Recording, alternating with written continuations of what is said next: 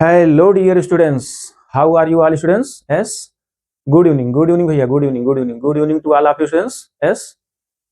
Yes, live class start हो गया भैया। आप लोग सब एक दूसरे को शेयर कर दीजिए, सब लोग आ जाएं लाइव पर स्टूडेंट्स। तो हाँ भैया, आप लोग पहले ये बताइए, आप लोगों की तैयारी कहाँ तक हो गई है? तैयारी का क्या हाल चाल है भैया? आप लोगों ने लगभग सिलेबस कंप्लीट कर रखा होगा, सेल्फ प्रैक्टिस किया होगा, और कुछ हमने live class per day first day second day third इस टाइप से कुछ सिलेक्टेड और इंपॉर्टेंट क्वेश्चन पिछले 4-5 साल के क्वेश्चंस को प्रैक्टिस करा दिया है। ठीक है, कुछ सैंपल पेपर के क्वेश्चंस को सॉल्व कराए हैं, पिछले 2 साल के पेपर को हमने सॉल्व करा दिया है। और आपके आर.डी. शर्मा के कुछ सिलेक्टेड और इंपॉर्टेंट क्वेश्चन जो कि आपके एनसीईआरटी एग्जाम्पलर में भी है, ऐसे सभी क्वेश्चंस का रिवीजन और प्रैक्टिस चल रहा है भैया। इस स्टडी लाइफ वर्ड पर आपका ये बैच जो है रिवीजन क्लास स्टार्ट हो गया है स्टूडेंट्स। गुड इवनिंग भैया, good evening to all of students. Yes, good evening भैया, गुड इवनिंग। जय हिंद भैया, जय हिंद प्यारे बच्चों स्टूडेंट्स। यस, चलिए स्टार्ट करते हैं, अपना क्वेश्चन स्टार्ट करते हैं। आप लोग अपनी तैयारी तो सेल्फ प्रैक्टिस किए ही होंगे, लगभग प्रिपरेशन मुझे लग रहा है आप लोगों का 90% हो गया होगा। यस स्टूडेंट्स, लगभग 90% हो गया होगा। तो आइए इस लाइव क्लास पर आज देखते हैं, कुछ और सिलेक्टेड इंपॉर्टेंट क्वेश्चन की प्रिपरेशन कर लेते हैं भाई। एक बार जो है आपके सामने सारे क्वेश्चंस जो है जो सिलेक्टेड है, इंपॉर्टेंट है, और जो पिछले 3-4 साल के क्वेश्चंस आए हैं, ऐसे सभी क्वेश्चंस आपको प्रैक्टिस तो करना पड़ेगा। एक बार आपके सामने आ जाए ऐसे क्वेश्चंस, जिससे जो भी इनकम्प्लीट वर्क है आपका, जैसे जो सिलेबस में अभी आपसे छूट गया है, प्रिपरेशन में जो भी छूट गया है टॉपिक, वो भी टॉपिक आपका जो है एक बार फिर से रिवाइज हो जाए। तो आइए लाइव क्लास पर, और हम स्टार्ट करने चल रहे हैं आज का अपना इस लाइव क्लास के सिलेक्टेड और इंपॉर्टेंट क्वेश्चंस को। तो भैया सब लोग एक दूसरे को शेयर कर दीजिए। चलिए स्टार्ट करते हैं, लेट अस गो स्टूडेंट्स। यस, चलिए स्टार्ट करते हैं। क्वेश्चन नंबर फर्स्ट देखिए, ये भाई क्वेश्चंस को देखिए, और आप क्वेश्चंस को देखने के बाद ये बताइए किस टॉपिक का है। यस स्टूडेंट्स, किस टॉपिक का है, चैप्टर कौन सा है, और ये क्वेश्चन किस तरीके से लगेगा। आप अपनी प्रिपरेशन देखो, आपने जो अभी तक पढ़ा है ना, जो आपने प्रिपरेशन खुद से कर रखा है, ठीक है, तो उसको इस लाइव क्लास पर आप देखिए, आप कितने मैक्सिमम क्वेश्चन को अटेम्प्ट कर सकते हैं। ठीक, आपकी प्रिपरेशन कहाँ तक है, आप एक आइडिया लगाइए कि आपकी तैयारी कहाँ तक हुई है। आइए देखते हैं इस क्वेश्चन को कैसे सॉल्व किया जाए स्टूडेंट्स। प्रोबेबिलिटी का क्वेश्चन है ये। In this question, if 2/11 is the probability of an event, what is the probability of the event not A? Means that in this question it is given that the probability of an event जो है A दिया है, उसकी probability दी है 2/7। तो कह रहा है प्रोबेबिलिटी ना होने, इवेंट के ना होने की प्रोबेबिलिटी बताइए। ठीक है, इवेंट के ना होने की प्रोबेबिलिटी बताइए। तो आप कहोगे सर इस क्वेश्चन को तो हम इजी वे में सॉल्व कर सकते हैं, कोई दिक्कत नहीं इसमें। तो देखिए, आप लोग कहोगे सर एक आप लोग क्लास 10th में भी फार्मूला पढ़े थे, probability of an event A plus, since as we know that probability of an event A plus probability of the event not A is equal to the 1। ठीक है, इन दोनों का सम क्या होता है, probability of an event plus probability not event, इन दोनों का सम ऑलवेज 1 होता है, आपको भी पता है। तो यहाँ से हमको ये इवेंट नॉट ए पूछ रहा है, तो इसकी वैल्यू आप यहाँ पुट कर दो, कितना आ जाएगा 2/11 plus probability A not is equal to the 1। तो यहाँ से आप probability A not find out कर सकते हैं भैया। तो ऐसे क्वेश्चंस आपके जो है ऑब्जेक्टिव में भी आ सकते हैं, या ऐसे क्वेश्चंस आपको 2 मार्क्स में भी पूछा जा सकता है। तो यहाँ कितना आ जाएगा 9/11 स्टूडेंट्स, 9/11। ठीक है, तो इसका आंसर आ जाएगा 9/11। This means the probability of the event not A is 9/11। इसका आंसर कितना आ जाएगा भैया, 9/11 आ जाएगा। Yes, this is the answer of this question students, ये आपके क्वेश्चन का आंसर है। चलिए नेक्स्ट क्वेश्चन पर, आप लोग भी लगा लिए होंगे। यस, इसको डायरेक्ट आप कर सकते हो ना, कोई दिक्कत नहीं, इसको डायरेक्ट 1 से माइनस कर सकते हो। ऑब्जेक्टिव में है तो आप डायरेक्ट बिना क्वेश्चन को लगाए ही 1 से माइनस करके आप टिक लगा सकते हो, कौन सा ऑप्शन सही है आप डायरेक्ट कर सकते हो, कोई दिक्कत नहीं, बहुत सिंपल सा क्वेश्चन है। आइए देखते हैं नेक्स्ट क्वेश्चन क्या है। ठीक है, नेक्स्ट क्वेश्चन देखिए, question number 2। A letter is chosen at the random from the word assassination. ठीक है, एसिसिनेशन, एक देखिए वर्ड दिया गया है ASSINATION। Find the probability that the letter is a vowel and a consonant. तो देखिए जो वर्ड दिया गया है भैया, ये जो वर्ड दिया गया है, सबसे पहले इसमें ये चेक करिए टोटल नंबर ऑफ लेटर कितने हैं, इस दिए गए वर्ड में टोटल नंबर ऑफ लेटर कितने हैं। ठीक है, तो देखते हैं इसमें कितने लेटर्स हैं। तो ये देखिए जो वर्ड दिया गया है हमारा ASSINATION। ठीक है, ये देखिए पूरा दिया गया। अब इसमें टोटल कितने लेटर हैं पहले आप ये चेक कर लो। ठीक है, टोटल कितने लेटर इसमें यूज हुए हैं बताइए भैया। Total number of letter is आप बताओ जरा, इसमें कुल कितने लेटर यूज हुए हैं भैया, जल्दी काउंट करके बताओ। 13। आप देखोगे तो इसमें 13 लेटर जो हैं यूज किए गए हैं, ठीक है, 13 लेटर यूज किए हैं। बट इसमें देखिए स्टूडेंट्स, वावेल भी है, कॉन्सोनेंट भी है, ठीक है, you know students, vowel and consonant both are included in this word. तो इसका मतलब इसमें वावेल कितने हैं, पहले आप ये चेक करो। हाउ मेनी वावेल्स बता सकते हैं भैया, कितने वावेल्स हैं, जल्दी बताइए। वावेल्स देखिए A E I O U check कर लीजिए कितने हैं, 1 2 3 4 5 6, देखिए, ठीक है। यहाँ पर देखिए एक ये है, ए है, और यहाँ एक ए है, यहाँ आई है, वावेल की मैं बात भी कर रहा हूँ, यहाँ ये है, यहाँ आई है, यहाँ ओ है। तो कुल मिला करके 6 वावेल हो गए भैया, टोटल मिला करके यहाँ पर 6 वावेल हो गए। तो यहाँ जो वावेल हमारा आ रहा है वो कितना आ रहा है, 6 आ रहा है। इसका मतलब जो वावेल हैं वो 6 हैं, ठीक है भैया। और देखिए कॉन्सोनेंट इसमें कितने आ रहे हैं, कॉन्सोनेंट इसका मतलब इसमें से माइनस कर देंगे, तो जो कॉन्सोनेंट आएंगे वो कितने आ जाएंगे, 7 आ जाएंगे। इसका मतलब जो हमारा कॉन्सोनेंट है वो कितना है, कॉन्सोनेंट इज 7, ठीक है। ये चीज आपको क्लियर हो गया। तो वावेल इसमें कितने हैं, 6 हैं, कॉन्सोनेंट कितने हैं, 7 है। यस स्टूडेंट्स, अब देखिए, अब इसमें हम निकाल लेंगे प्रोबेबिलिटी ऑफ एन वावेल। एक क्वेश्चन में ही पूछ रखा था ना, तो पहले पॉइंट में हम यहाँ फाइंड आउट कर लेंगे इजी वे में। यहाँ लिखेंगे point number first, probability a vowel is equal to the. अब देखिए आपका जो ये 13 है ना, ये 13 है, ये क्या होगा, एस होगा, मतलब टोटल सैंपल पॉइंट कितने हैं, 11 है। टोटल सैंपल पॉइंट 11 है, और इसके लिए फेवरेबल आउटकम कितना है आपका, फेवरेबल तो 6 है। इसका मतलब जो प्रोबेबिलिटी आपको निकालनी है इस इवेंट की, इसमें आप लिखेंगे favourable event upon total event, ठीक है, टोटल इवेंट, ठीक है। तो यहां से जब इसको सॉल्व करेंगे तो एक फार्मूला, एक मेथड से करेंगे ना, डायरेक्ट लगाएंगे नहीं, क्योंकि स्टेप वाइज मार्किंग होती है। तो यहाँ आप कितना लिखोगे भैया, 6/13 लिखोगे। तो इसका आंसर आ गया 6/13। ये हमारा पहले पॉइंट का आंसर आ गया। और देखिए अब सेकंड पॉइंट आपको सॉल्व करना है ना। सेकंड पॉइंट में कैसे लगाएंगे, सेकंड पॉइंट में क्या पूछ रहा है, प्रोबेबिलिटी अ कॉन्सोनेंट, इसमें पूछ रहा है कॉन्सोनेंट की बात कर रहा है भैया। इसमें कॉन्सोनेंट बता दो कितने हैं,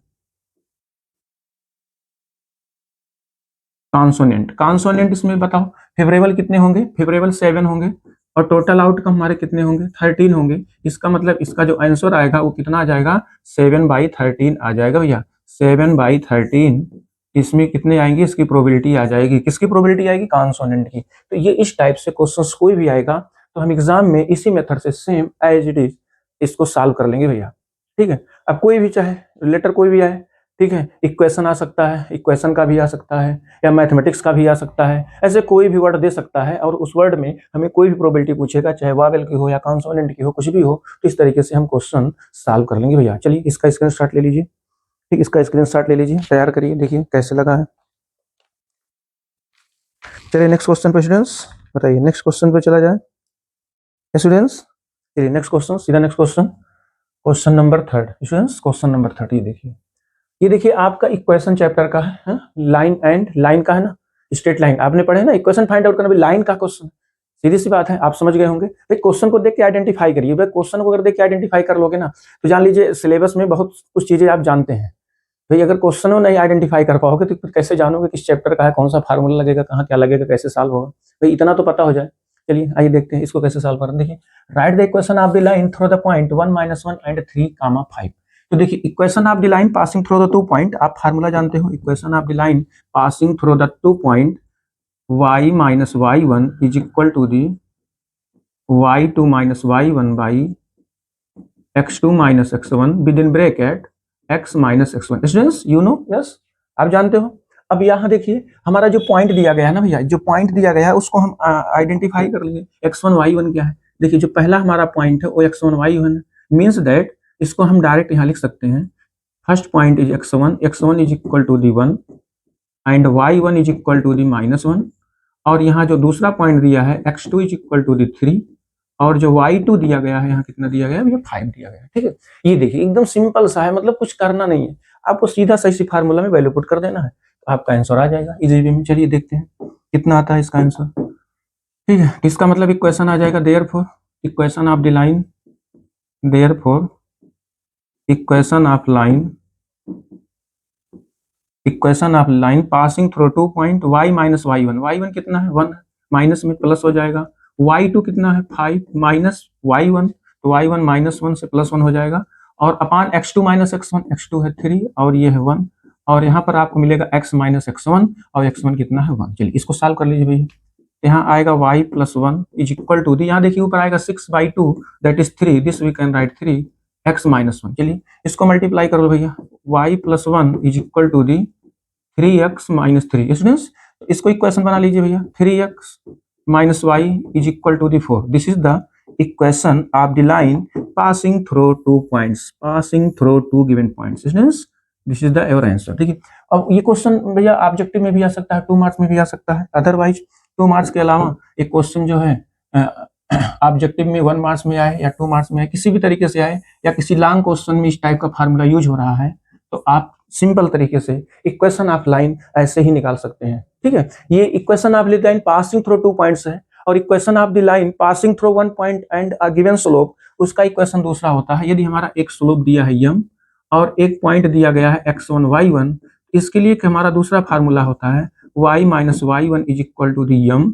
within bracket x - x1। This equation are known as equation of the line slope intercept form। Students slope point form, slope point form, ये होता है स्लोप पॉइंट फॉर्म का इक्वेशन। और स्लोप इंटरसेप्ट फॉर्म का क्या इक्वेशन होता है, y is equal to the mx + c। This equation are known as equation of the line slope intercept form. m is the slope and c is the intercept on the y axis. This keep it mind students. चले next question पे चले भैया। Yes, अब आप कहोगे sir ये तो straight line बहुत इजी क्वेश्चन, सारे क्वेश्चन हमारे तैयार हैं, आप ही कहोगे यस वेरी गुड, बहुत बढ़िया, एक्सीलेंट परफॉर्मेंस है आपका, तैयारी अच्छी है आपकी, इसका मतलब। चलिए नेक्स्ट क्वेश्चन देखिए, नेक्स्ट क्वेश्चन आप लगाओ और आंसर बताओ भैया। चलिए इसको देखिए, ये क्वेश्चन बहुत इंपॉर्टेंट है, ये कई साल पेपर में पूछा गया आपके, पिछले 2-3 साल का पेपर देखेंगे तो ऐसे क्वेश्चन कई बार रिपीट हुए हैं, आए हैं। चलिए आइए देखते हैं इस क्वेश्चन में क्या कह रहा है, स्ट्रेट लाइन का ही क्वेश्चन है।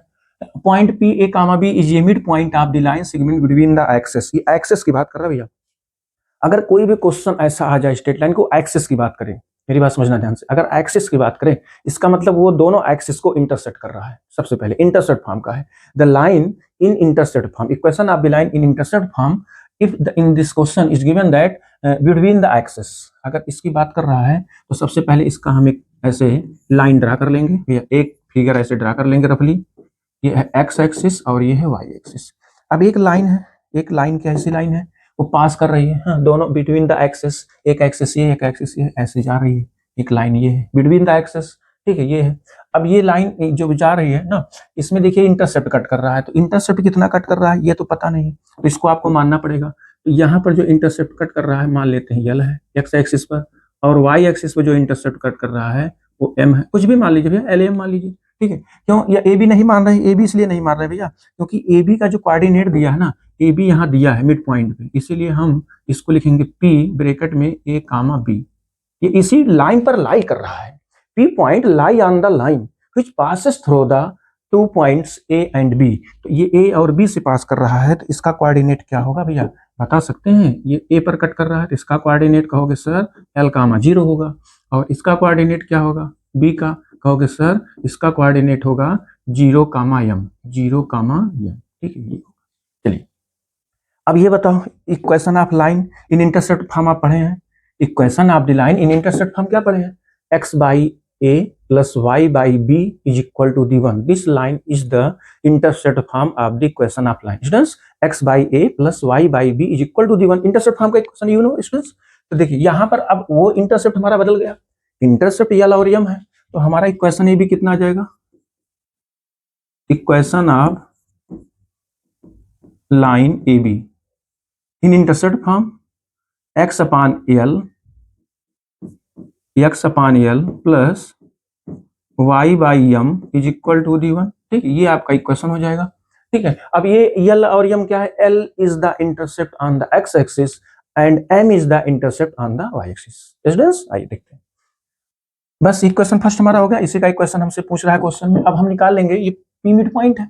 ठीक है, p मिड पॉइंट है, तो अगर p मिड पॉइंट है तो हम लिख देंगे मिड पॉइंट का फार्मूला लगा लेंगे, मिड पॉइंट का फार्मूला लगा देंगे, लिखेंगे if p is mid point, p is mid point of AB, then p is equal to the x1 plus x2 by two, you know students, comma y1 plus y2 by two. भैया जानते हैं ना ये mid point का फार्मूला, simple सा formula है, class high school में भी आपने पढ़ा था। तो मिड पॉइंट आप यहाँ से देख लो, मिड पॉइंट। अब मिड पॉइंट इसका कितना दिया है, a कामा b दिया है। क्वेश्चन में जो मिड पॉइंट दिया है इस लाइन पर a कामा b है। अब x1 हमारा क्या है, x1, ये x1 y1 है, x2 y2 है, x1 l है तो l प्लस जीरो हो जाएगा, l plus zero by two, comma अब यहाँ पर क्या है, y1 जीरो है, y1 जीरो है भाई, x1 y1 है, ये सीनियस x1 y1, पहला पॉइंट x1 y1, दूसरा x2 y2 है, तो y2 यहाँ कितना आ जाएगा यम। शायद हमारी बात आप समझ रहे हैं भैया स्टूडेंट्स। तो अब देखिए नेक्स्ट स्टेप में हम यहाँ से निकाल लेंगे a कामा b is equal to the, a कामा b is equal to the l by two comma M by two. ठीक है, ये आ गया आपका l by two and m by two. अब यहाँ से भैया हम क्या करेंगे ना, यहाँ से हम l और इसकी वैल्यू निकालेंगे, कम l और टू, l और m की, और l m की वैल्यू इक्वेशन फर्स्ट में ला के रख देंगे, तो हमारा इक्वेशन आप ये भी आ जाएगा, इक्वेशन आप लाइन ए भी। यहाँ से कंपेयर कर लीजिए, ठीक है, इसको इसके इक्वल कर दीजिए, इसको इसके इक्वल कर दीजिए, then we have l by two is equal to the कितना है a, implies that l equal to 2a आ जाएगा। ठीक है, l इक्वल टू कितना आ गया, 2a आ गया। एंड अगला देखिए, एंड अगला कितना है, m बाई टू, और m बाई टू किसके इक्वल है, सेकंड कंपोनेंट के इक्वल है। तो जब सेकंड कंपोनेंट के इक्वल है तो यहाँ से m की वैल्यू हम कैलकुलेट कर लेंगे, तो कितना आ जाएगा, 2b आ जाएगा। स्टूडेंट्स, तो m और l और m की वैल्यू आ गया। अब हम क्या करेंगे भैया, l और m की वैल्यू इक्वेशन फर्स्ट में पुट कर देंगे, putting the value of l and m in equation first. Now from first, now from first, first में पुट कर दीजिए x बाई l की वैल्यू कितनी है, 2a है, प्लस y बाई m की वैल्यू कितनी है, 2b है, is equal to the one. Students अब देखिए 2 हमारा डिनोमिनेटर में है, 2 इसमें भी, 2 इसमें भी, 2 एलसीएम ले लो, कॉमन ले लो और राइट साइड भेज दीजिए, तो कितना आ जाएगा, x by a plus students y by b is equal to दी आ जाएगा 2। और यही हमको प्रूव करना था, ये देखिए हमको यही प्रूव करना था, the equation of the line A B is x by a plus y by b is equal to the 2, hence proved. ठीक, यही आपको प्रूव करना था भैया।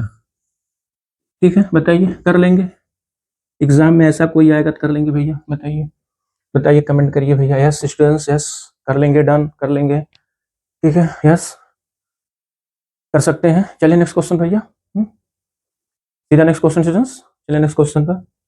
इजी है भैया, कुछ दिक्कत नहीं है, मिड पॉइंट दिया भाई, रेशियो आओ, एक चीज और ध्यान रखो भैया, एक क्वेश्चन के साथ एक और समझो, अगर रेशियो दिया होगा भाई, रेशियो 1:2 में डिवाइड करता है, तो सेक्शन फार्मूला लगा लेंगे, सीधा सा सेक्शन फार्मूला लगा कर पी को एलिमिनेट कर लेंगे, यहाँ से पी की वैल्यू को इक्वल करके, और हम वैल्यू फाइंड आउट कर सकते हैं। ठीक है, और यदि हमारा ये मिड पॉइंट दिया है तो मिड पॉइंट का फार्मूला लगा देंगे।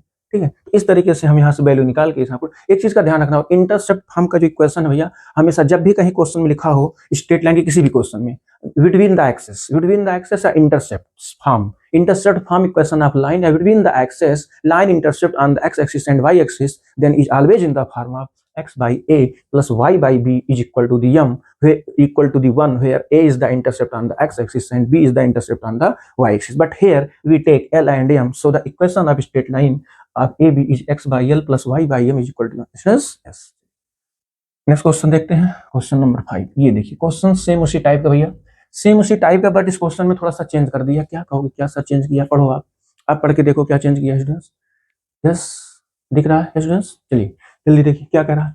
Point R H K divide the line segment between the axis, between the axis की बात कर लिया, ये देखिए between the axis, between the axis, you know students, आप समझ गए होंगे, यस अंडरस्टूड स्टूडेंट्स। यस देखिए रेशियो है 1:2, then define the equation of the lines. चलिए सबसे पहले एक ग्राफ ड्रा करो भैया, एक लाइन आप ड्रा करो, लाइन ड्रा करो, लाइन ड्रा करिए,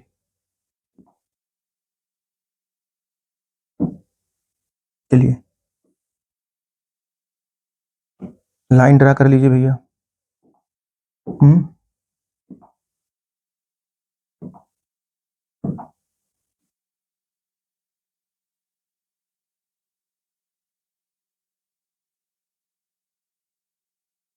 ये हो गया एक लाइन, दूसरा लाइन क्या होगा, एक लाइन और ड्रा कर लीजिए। ठीक भैया, एक लाइन और ड्रा करिए,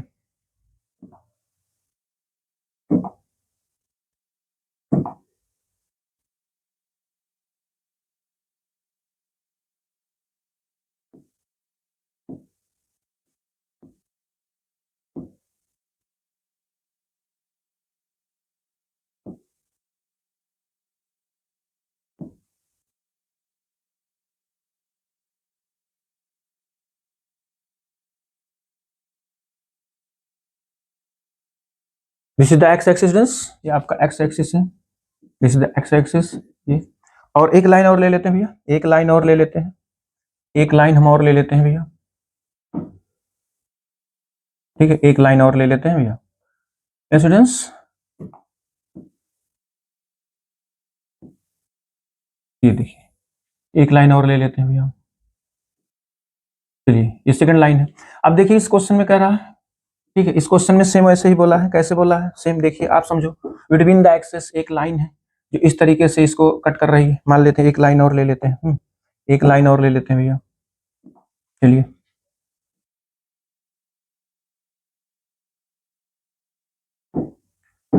1 मिनट।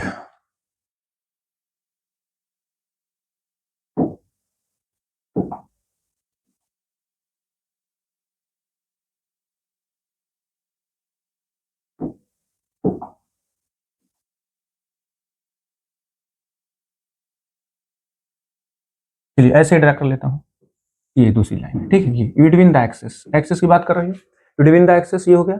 अब देखिए यहाँ पर हम क्या करते हैं ना भैया, यहाँ पर क्या करते हैं, यहाँ पर ये देखिए एच की अब की बार ये है, ये डिवाइड कर रहा है 2:1 में, एक पॉइंट आर है, suppose that the point R on this line A B एक लाइन है, ये ए कामा यहाँ बी है, और इस पर एक पॉइंट यहाँ पर है कहीं, यहाँ पर एक पॉइंट क्या है आर एक पॉइंट है, और इसका कोऑर्डिनेट कितना भैया एच कामा के है, इसका कोऑर्डिनेट क्या है एच कामा के है, H comma K be the point on the line A B, ये एच कामा के एक पॉइंट है। अच्छा भैया आप एक बात बताओ, तो इसको हम क्या मान लें, intercept on the axis, X axis पर इंटरसेप्ट क्या मान लें। अब कहोगे सर अब तो हम यहाँ ए मान सकते हैं, ए मान सकते हैं, इसको क्या मान लें बी मान लें, बी सपोज कर लेते हैं, एक्स एक्सिस पर ए कट कर रहा है, वाई एक्सिस पर बी कट कर रहा है, ऐसे मान लेते हैं। अब बताओ ए का कोऑर्डिनेट क्या होगा, ए कामा 0 हो जाएगा, और इसका कोऑर्डिनेट क्या होगा 0 कामा बी हो जाएगा, ठीक है ये है। तो यहाँ पर सपोज कर लेंगे, let a line A B intercept on the axis X axis and Y axis at point A and B, A और बी पर कट कर रहे हैं, whose coordinate A is A comma 0 and B is 0 comma B, intercept on the X axis is small a and intercept on the Y axis is B, चलिए and R क्या है, are यहाँ पर दिया है एच कामा के इस line पर है, और यहाँ मिड पॉइंट की बात नहीं किया भैया, 1:2 में डिवाइड कर रहा है, इसका मतलब यहाँ से यहाँ तक 1 है और ये 2 है, ठीक है, ये डिस्टेंस ए आर 1 है और ये 2 है, तो 1:2 में डिवाइड कर रहा है, ठीक है। अगर 1:2 में डिवाइड कर रहा है तो हम यहाँ सेक्शन फार्मूला लगाएंगे भैया, यहाँ सेक्शन फार्मूला लगाएंगे, ठीक है, if R divides line AB in the ratio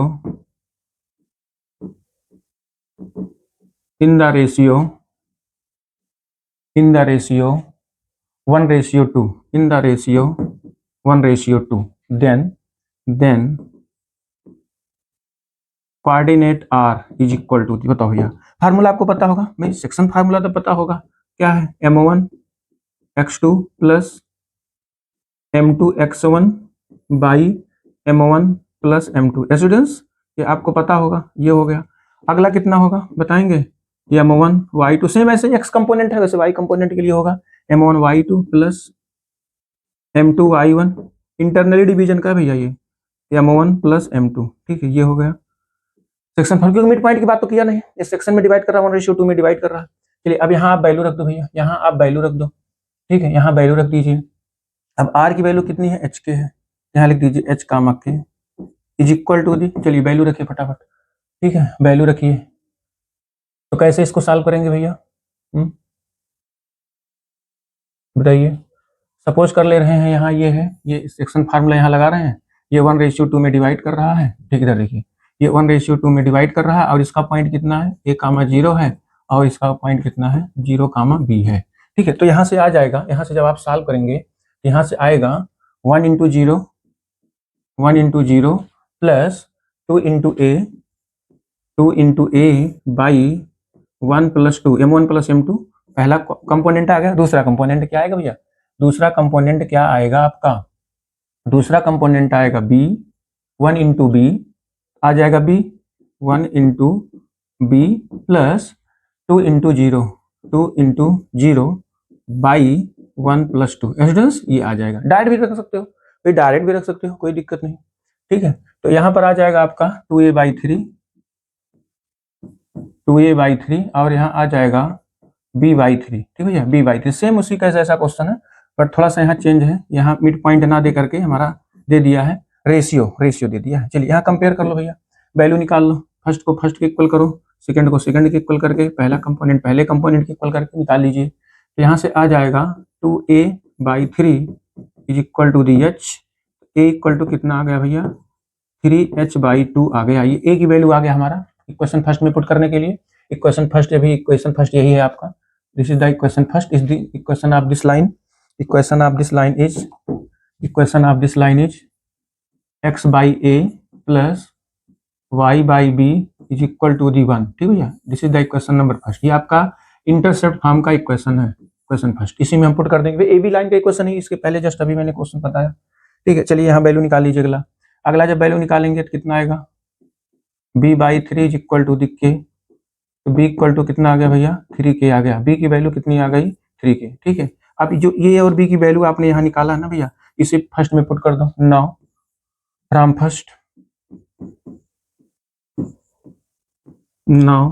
first, चलिए इक्वेशन ऑफ द लाइन आ जाएगा, equation of the line A B, equation of the line A B, equation of line A B, बताइए value put करो। x/a, what is the a 3h/2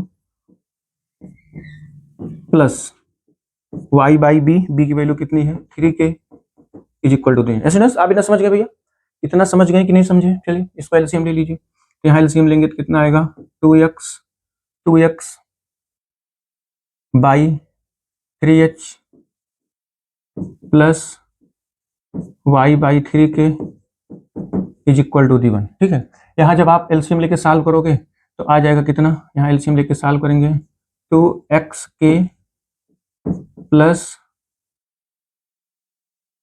yh is equal to the 3, yh is equal to the 3। तो चाहे आप यही रहने दीजिए question, कोई दिक्कत नहीं, यही क्वेश्चन रहने दीजिए, ठीक है। या तो आप एलसीएम लेके सॉल्व कर लीजिए, ये भी आंसर है आपका और ये भी आंसर है, ठीक भैया, ये भी आंसर है।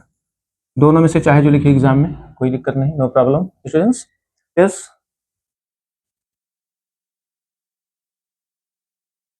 स्टूडेंट्स, यस यहाँ 3h के रहेगा भैया, 3h के, क्योंकि एलसीएम आप लिए थे ना, तो यहाँ आएगा 3h के स्टूडेंट्स, ये 3h के आएगा भैया। चलिए नेक्स्ट क्वेश्चन की तरफ चलते हैं, नेक्स्ट क्वेश्चन की तरफ। स्टूडेंट्स कंफर्म है सबको भैया, कर लेंगे ना एग्जाम में, बताइए कर लेंगे एग्जाम में? यस स्टूडेंट्स, एग्जाम में हो जाएगा, यस बताइए। चलिए नेक्स्ट क्वेश्चन पर, सीधा next question students, question number 6। ये देखिए, ये किस चैप्टर का क्वेश्चन है आप बताओ भैया, कमेंट करके बताओ किस चैप्टर का क्वेश्चन है ये। कोनिक सेक्शन का क्वेश्चन है भैया, ये कोनिक सेक्शन आपने पढ़ा है ना, कोनिक सेक्शन में 4 सेक्शन पढ़ा है आपने, सर्कल पढ़ा है और पैराबोला, इलिप्स, हाइपरबोला, ये 4 टॉपिक आपने पढ़ा है।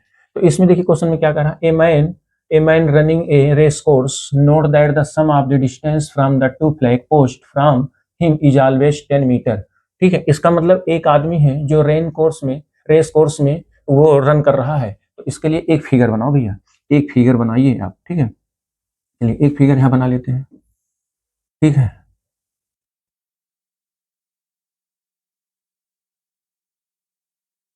ये ठीक है, अब यही है, मान लेते हैं फिगर है ना, race course, sum of the distance from the 2 flag post, ठीक है। मान लेते हैं, ये देखिए एक फ्लैग पोस्ट यहाँ पे है, एक फ्लैग पोस्ट यहाँ पर है, 2 फ्लैग पोस्ट है भैया, एक को ले लो F1, flag post is F1, इसको ले लीजिए F1 और इसको मान लीजिए फ्लैग पोस्ट क्या है F2 है, ठीक है। अब सपोज करते हैं जो मैन है इस पे रन कर रहा है ना, इस पे रन कर रहा है, रेस कोर्स पे इस पे रन कर रहा है, ठीक है। जब इस पे रन कर रहा है तो मान लेता हूँ ये यहाँ पर पहुंचा है, इस पॉइंट पर पहुंचा है, इस पॉइंट पर क्या ले लेता हूँ P, at a point P, man reached at point P at any time, suppose कर ले रहा हूँ, ठीक है। P पर पहुंच रहा है, तो अगर P पर पहुंच रहा है इसका मतलब है यहाँ से जो ये डिस्टेंस होगा ना, यहाँ से ये जो डिस्टेंस होगा, इन दोनों का सम हमेशा क्या होगा, by definition of the ellipse, ये इलिप्स का फॉर्म बनेगा, इलिप्स का फॉर्म बनेगा, तो by definition of ellipse Pf1 plus Pf2 is equal to the constant that is 2a। Students, तो इन दोनों का जो सम होगा, वो 2a इक्वल होगा। और यहाँ दिया भी गया है फ्रॉम द टू फ्लैग, ठीक है, sum of the distance from the two post from his is always 10। तो मतलब यहाँ से, मतलब that is, it is given that, यहाँ दिया क्या है, it is given that Pf1 plus Pf2 is equal to कितना दिया गया है, 10 दिया गया है, ठीक है।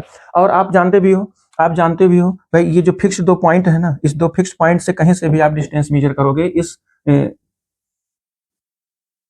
इस पाथ पर जो ये पाथ है ना, जिस पे रेस कोर्स किया जा रहा है, कहीं से भी सपोज करेंगे, इन दोनों का सम हमेशा क्या होगा, कांस्टेंट होगा। भाई इसका सम इन दोनों का सम, इन दोनों के डिस्टेंस का सम इन दोनों के डिस्टेंस के सम के इक्वल होगा। या आप यहाँ कहीं मान लीजिए, यहाँ सपोज कर लीजिए, यहाँ से भी वही आएगा, क्योंकि ये डेफिनेशन है भैया, फिक्स पॉइंट से ये डेफिनेशन है, इलिप्स की ये डेफिनेशन है। इसका मतलब इन दोनों का सम पी क्यू आर ये सब सेम होगा, ठीक। अगर ये सब सेम होता है तो by definition of ellipse then we can say, और ये कांस्टेंट होता है, डिस्टेंस ही कांस्टेंट होता है, और कांस्टेंट अगर होता है तो किसके इक्वल होता है भैया, 2a के इक्वल होता है। यस स्टूडेंट्स, 2a के इक्वल होता है। आप इसको याद कर लो भैया, जो कांस्टेंट डिस्टेंस होता है, जो आपने डेफिनेशन पढ़ा है ना, इलिप्स की जो डेफिनेशन पढ़ा है, वो कांस्टेंट जो डिस्टेंस होता है 2a के इक्वल होता है। तो 2a इक्वल टू कितना आ गया, 10 आ गया। अब यहाँ से a की वैल्यू हम निकाल सकते हैं, a की वैल्यू कितनी आ गई, 5। This means that the value of a is equal to 5। और देखो क्या दिया है, अगला स्टेप पढ़िए, डिस्टेंस बिटवीन टू फ्लैग्स। ये दो फ्लैग हैं, इनके बीच का डिस्टेंस 10 है। इसका मतलब एंड f1 f2 इन दोनों के बीच का डिस्टेंस कितना, 8 है। And also we know that distance between foci, ये फोकी है, ये f1 और f2 क्या है, उस फोकी है। अगर फोकी है, इनके बीच का जो डिस्टेंस होता है, आप पढ़े हैं, क्या होता है भैया बताइए, फोकी के बीच का डिस्टेंस क्या होता है, distance between foci of N ellipse distance, yes बताइए, 2c के इक्वल होता है, 2c के इक्वल होता है, 2c is equal to the 8। तो यहाँ से c की वैल्यू कितनी आ जाएगी, 4 स्टूडेंट, c की वैल्यू 4 आ जाएगी, ठीक है। अब देखिए यहाँ पर हमें इसका इक्वेशन निकालना है, इक्वेशन ऑफ द इलिप्स। तो इक्वेशन ऑफ द इलिप्स जो आपको निकालना है, यहाँ पर आपका जो फॉर्म बनेगा, तो X square by A square plus Y square B square equal to the 1 होता है। बट हमको बी नहीं पता है, यहाँ लिखेंगे since we know that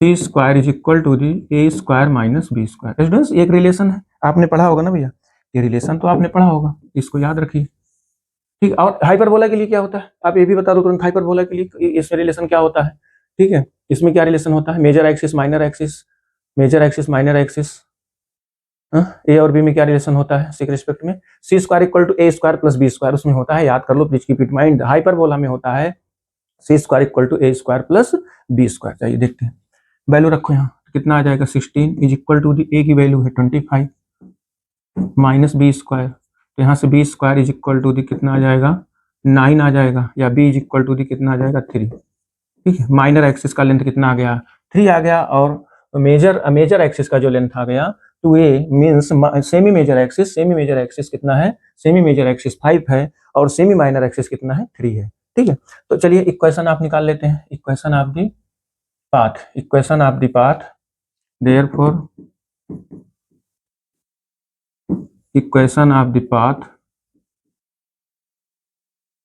form a ellipse,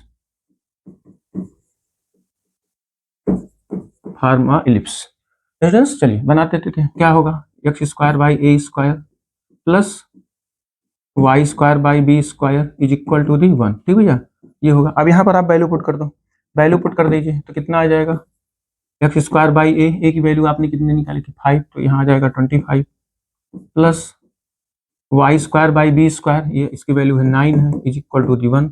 यही आपका क्या हो जाएगा भैया, आंसर हो जाएगा students, this is the answer, this is the path of the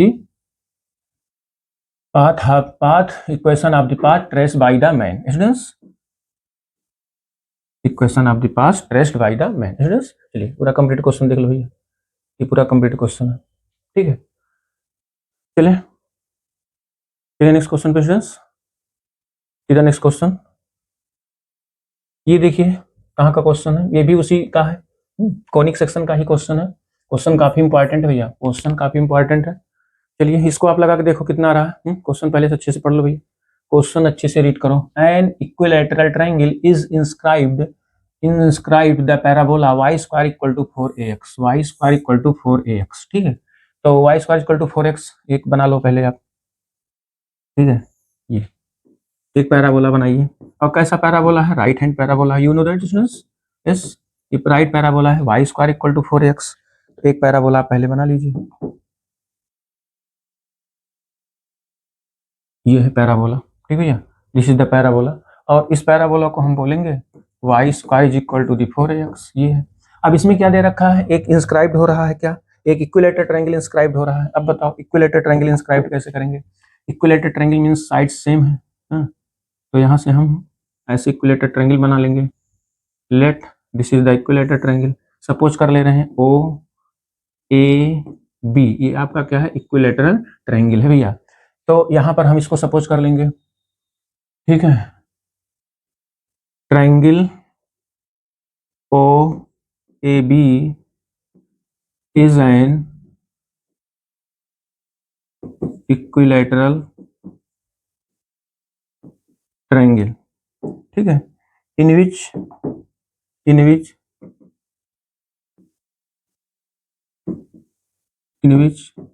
late, जिसमें हम सपोज कर ले रहे हैं इसके sides O A equal A B is equal to the O B, are all equal, और इसको हम मान लेते हैं किसके इक्वल है? 2l के इक्वल है। ठीक भैया, तो इसका लेंथ सब सेम होगा भाई, इक्विलेटरल ट्रायंगल है तो ओ ए ओ बी और ए बी सब क्या होगा? सेम होगा। ओ ए ओ बी और ओ ए ओ ए बी सब क्या होगा? सेम होगा। ये पूरा लेंथ सेम होगा, ये इसके इक्वल होगा, ये इसके इक्वल होगा, और ये पूरा इसके इक्वल होगा। ठीक भैया, ये इसके इक्वल होगा, इसको हम 2l के मान लेते हैं। ठीक है, अच्छा एक चीज बताओ, अगर आपका ये ए बी कितना है? ए बी यहाँ कितना है? ए बी आपका 2l है। अगर अच्छा अगर ए बी 2l है तो ये इतना डिस्टेंस कितना होगा? यहाँ मान लेते हैं, यहाँ एक पॉइंट ले लेते हैं सी, तो ये आपका कितना होगा? यल होगा। यहाँ से यहाँ तक का टोटल 2l है तो ये यल होगा। हाँ? और ये भी यल होगा भाई, यल यल होगा, दोनों सेम होगा। ठीक है, ये हाफ हाफ होगा, ये यल और ये यल। ठीक है, यल यल होगा। अच्छा एक चीज बताओ, ये एंगल कितना बना रहा है? एंगल इक्विलेटरल ट्रायंगल तो 60 डिग्री बनाएगा।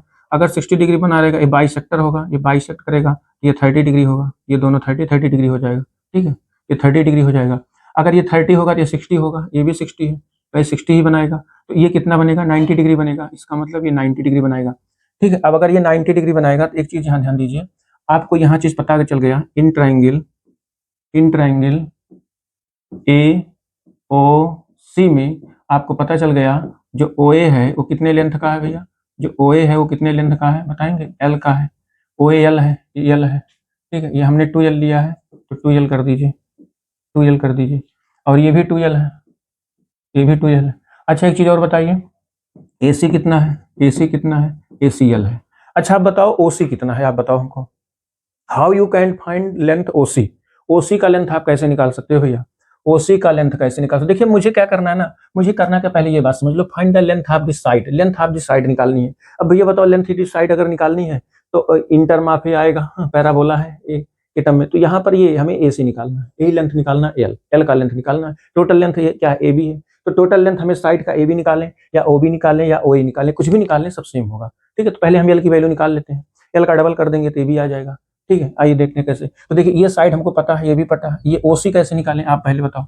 OC कैसे निकालें? OC दो तरीके से निकाल सकते हो, टैन लगा दो इस ट्रायंगल में, इस ट्रायंगल में टैन लगा दो, पाइथागोरस थ्योरम लगा लो, क्योंकि ये 90 डिग्री बन रहा है तो इसमें पाइथागोरस थ्योरम जब लगाएंगे तो क्या मिलेगा आपको? लिखिए, since O A square is equal to the, चलिए हम पाइथागोरस थ्योरम लगा देते हैं, O A square is equal to the OC square plus AC square, AC square. चलिए ओ ए की वैल्यू क्या रख दें?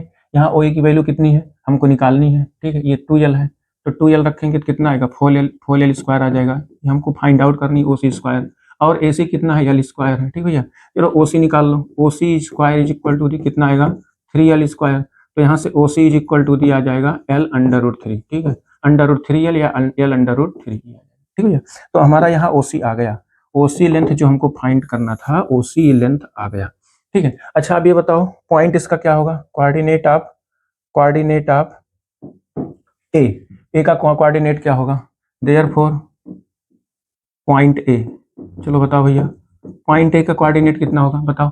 ये कितना है? एक्स एक्सिस पर कितना है? OC है, OC अपने कितना निकाला? l रूट 3, इसका कोऑर्डिनेट होगा l रूट 3, और ये कितना है, एल है भाई, AC कितना है, एल है। इसका मतलब the coordinate of A is L√3 and L. इसका कोऑर्डिनेट आ गया L√3 एल। भाई इससे अगर आप साइन निकालोगे ना, साइन से भी आएगा, sine 30 degree is equal to the tan 30 degree equal perpendicular upon base. भाई परपेंडिकुलर एल तो पता है, बेस निकाल लेंगे। मतलब चाहे पाइथागोरस थ्योरम से नकल लगाओ भैया, चाहे पाइथागोरस थ्योरम से लगाइए या आप tan 30 डिग्री लगाइए, दोनों से आ जाएगा।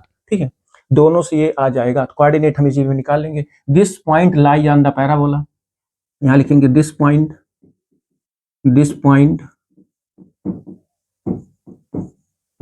Lie on parabola. ये पैराबोला पे लाई कर रहा है। अगर पैराबोला पे लाई कर रहा है तो इसको सेटिस्फाइड भी करेगा। एविडेंस यस, इसको सेटिस्फाइड करेगा। और जब सेटिस्फाइड करेगा तो यहाँ वैल्यू कर देंगे, therefore y square is equal to the 4x satisfied this point. तो इसमें आप वैल्यू रख दो, y की वैल्यू कितनी है, ये x है और ये क्या है, y है। वैल्यू यही रख दीजिए, तो यहाँ आ जाएगा l square is equal to the 4a और x की वैल्यू कितनी है, L√3 है। दोनों साइड से l गायब हो जाएगा, एक l हम हटा देंगे तो कितना आएगा, 4a√3 आ जाएगा। इसका मतलब मेरा ये l की वैल्यू कितना आ गया, l की वैल्यू आ गया 4a√3 स्टूडेंट्स, 4a√3। अब हमको पूछ रहा है साइड क्या होगा, तो साइड यहाँ निकाल लेंगे, साइड्स किसके इक्वल है। अब साइड कुछ भी निकाल लो आप, चाहे ये निकाल लो, हाँ कोई कुछ भी निकाल लो, OA OB AB सब सेम है, कुछ भी निकाल लीजिए। तो OA निकाल लीजिए, side OA equal OB equal AB, are all equal students, ये सब इक्वल है, सब इक्वल है। तो इसमें से ये सारे साइड से इक्वल आएंगे। अब ये किसके इक्वल है बताइए भैया, 2l के इक्वल हमने सपोज किया था। तो 2 इंटू l की वैल्यू रख दीजिए, 4a√3 आ गया। तो यहाँ पूरा मल्टीप्लाई करेंगे तो कितना आ जाएगा, 8a√3। यही हो जाएगा आंसर स्टूडेंट्स, यही लेंथ हो जाएगा।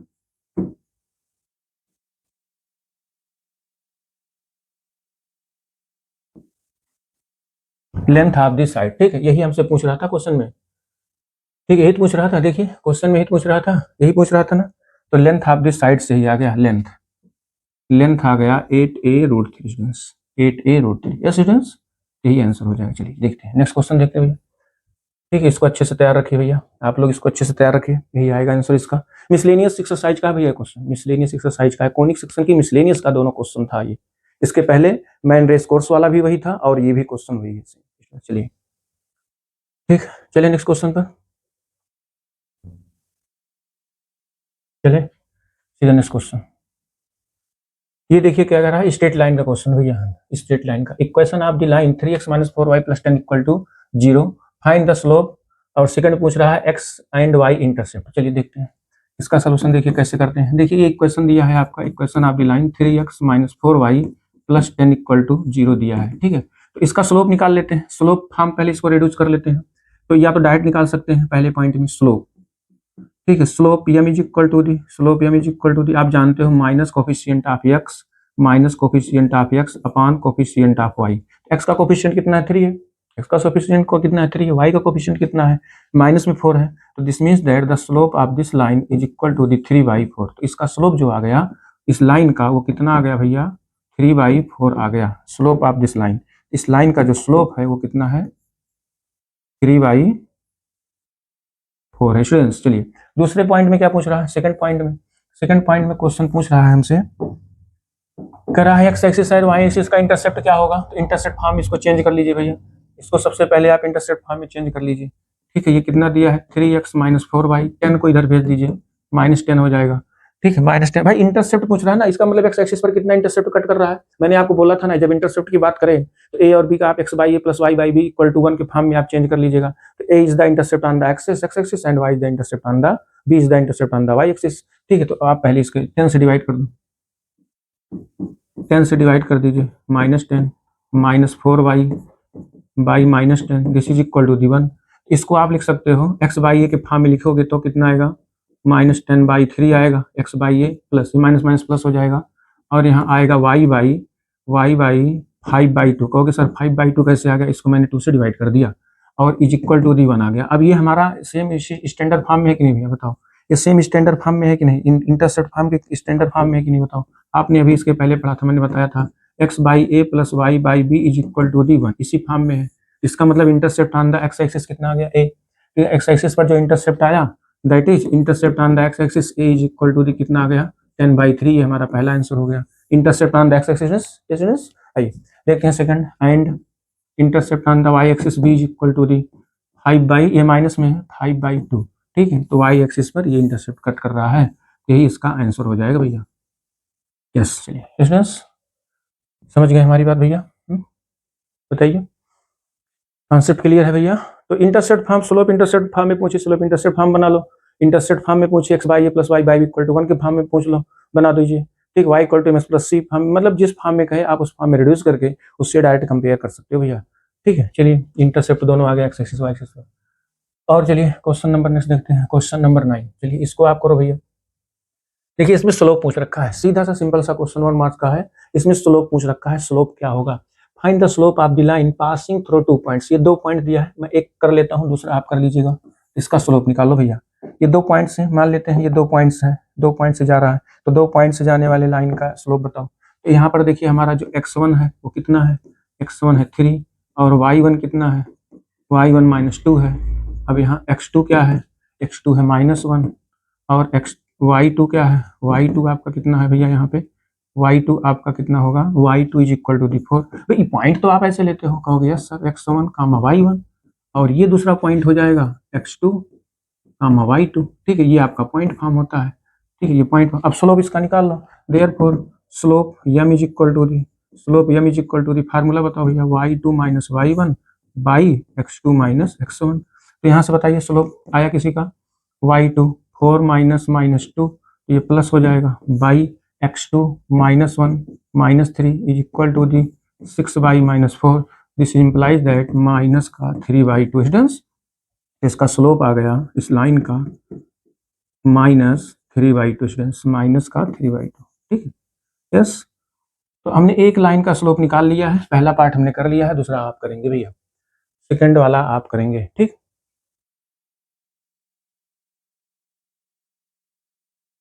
चले नेक्स्ट क्वेश्चन पे चले भैया, बताइए क्लियर है, तो क्वेश्चन कर लेंगे ना भैया, 1 नंबर का क्वेश्चन आया, 2 नंबर का क्वेश्चन आया, आप कर लोगे ना भाई, बड़े बड़े क्वेश्चन में यूज होगा तभी आप कर लोगे भाई, 2 पॉइंट दिया है, अगर 2 पॉइंट दिया है स्लोप भी निकाल सकते हो, इक्वेशन भी निकाल सकते हो, ठीक है, 2 पॉइंट से जाने वाले लाइन का इक्वेशन भी निकाल सकते हो, स्लोप भी निकाल सकते हो, कोई डाउट नहीं, कहोगे यस सर हम कर लेंगे। चलिए आगे भैया, मेहनत तो करना पड़ेगा भाई, स्ट्रगल तो करना पड़ेगा भाई, बिना मेहनत के नंबर कैसे आएंगे अच्छे भाई, पूरा day, first day, second day, third day, 4 day, 5 day, 6 day, जितना मैंने पढ़ाया सैंपल पेपर लेकर के, अगर आप सारा कंप्लीट कर लिए हैं तो बहुत अच्छा नंबर आएगा भैया, इतना तो आपको करना पड़ेगा, सारे क्वेश्चंस को आपको पढ़ना पड़ेगा ना, ठीक है। चलिए नेक्स्ट क्वेश्चन देखते हैं, क्वेश्चन नंबर 10, सेकंड आपके लिए होमवर्क था भैया, ये देखिए किस चैप्टर का क्वेश्चन है, so that the 9 power n + 1 - 8n - 9 is divisible by 64, चलो बताओ ये किस चैप्टर का है, ये आप कहोगे सर ये बाइनॉमियल का है, पता होगा तब बताओगे ना, बाइनॉमियल का है, तैयारी जैसे किए हैं उसी तरीके से बताएंगे, पता लगा साल भर बुकें नहीं उठाए हैं, साल भर आपकी बुक ही नहीं उठी है, केवल टाइम पास करते गए हैं, अब पढ़ लेंगे तब पढ़ लेंगे, एग्जाम आएगा पढ़ लेंगे, एग्जाम के समय पढ़ लेंगे, पास हो जाएंगे, बस पास होने भर का सोचते हैं जो लोग, कैसे से बता पाएंगे किस चैप्टर का है, किस टॉपिक का है, कैसे सॉल्व होगा, तो कोई बात नहीं भैया, अब निराश होने की जरूरत नहीं है, हम आ गए हैं, आप इसको तैयार करें, कैसे तैयार करते हैं मैं सीधा सा कॉन्सेप्ट बता के आपको समझा दूंगा अच्छे से, कोई दिक्कत नहीं, आप एग्जाम में कर लोगे, कोई दिक्कत नहीं, घबराने की बात नहीं है, आप आराम से क्वेश्चन को करिए स्टूडेंट्स। चलिए आइए देखते हैं, ये बाइनॉमियल का क्वेश्चन है भैया, 9 पावर n + 1, देखिए 9 पावर n + 1 को आप लिख क्या सकते हो, चलो देखो, कहोगे सर 9 पावर n + 1 को हम लिख सकते हैं 1 + 8 to the power n + 1, students इतना आप लिख सकते हैं, बताइए लिख सकते हैं कि नहीं, आप अगर इतनी बात समझ गए हैं तो मैं आगे चलूंगा, ये ऐसे लिख सकते हैं, ठीक है, मैं बाइनॉमियल में ब्रेक करूंगा ना, इसको बाइनॉमियल में ब्रेक करूंगा, a + b whole power n, इसीलिए मैंने यहाँ बना लिया। अब देखो, अब एक चीज आपको पता होना चाहिए, इसका एक्सपेंशन पता होना चाहिए, नहीं पता है तो कोई बात नहीं, मैं बता देता हूँ, देखो इसका एक्सपेंशन क्या होता है, 1 + x होल पावर n का एक्सपेंशन, बहुत सिंपल सा है, बहुत सिंपल सा है, क्या होता है nc0 प्लस nc1, यहाँ n है तो n रहेगा भैया, वो n उसमें यूज करेंगे n + 1 में, nc0 plus nc1 x plus, देखो बहुत सिंपल सा भैया, एकदम सिंपल सा है, देखिए कितना अच्छे से nc0 nc1 nc2 nc3 nc4 nc5 ऐसे बढ़ता चला जाएगा, x² प्लस अगला कितना होगा, कहोगे अरे सर ये तो एक ही बार में हमको याद हो गया, x³ plus and so on, ऐसे बढ़ाते चले जाओ, देखो nc0 nc1 nc2 nc3 nc4 nc5 ncn dot dot हो गया। अब इसकी पावर कैसे बढ़ेगा, यहाँ 1 रहेगा तो यहाँ 1 पावर x बनेगा, यहाँ 2 रहेगा तो 2 पावर बनेगा, यहाँ 3 है 3 की पावर बनेगा, एनीवे में x पावर m बनेगा। नो डाउट स्टूडेंट्स, यस बताइए याद हुआ? हो गया सर, याद हो गया।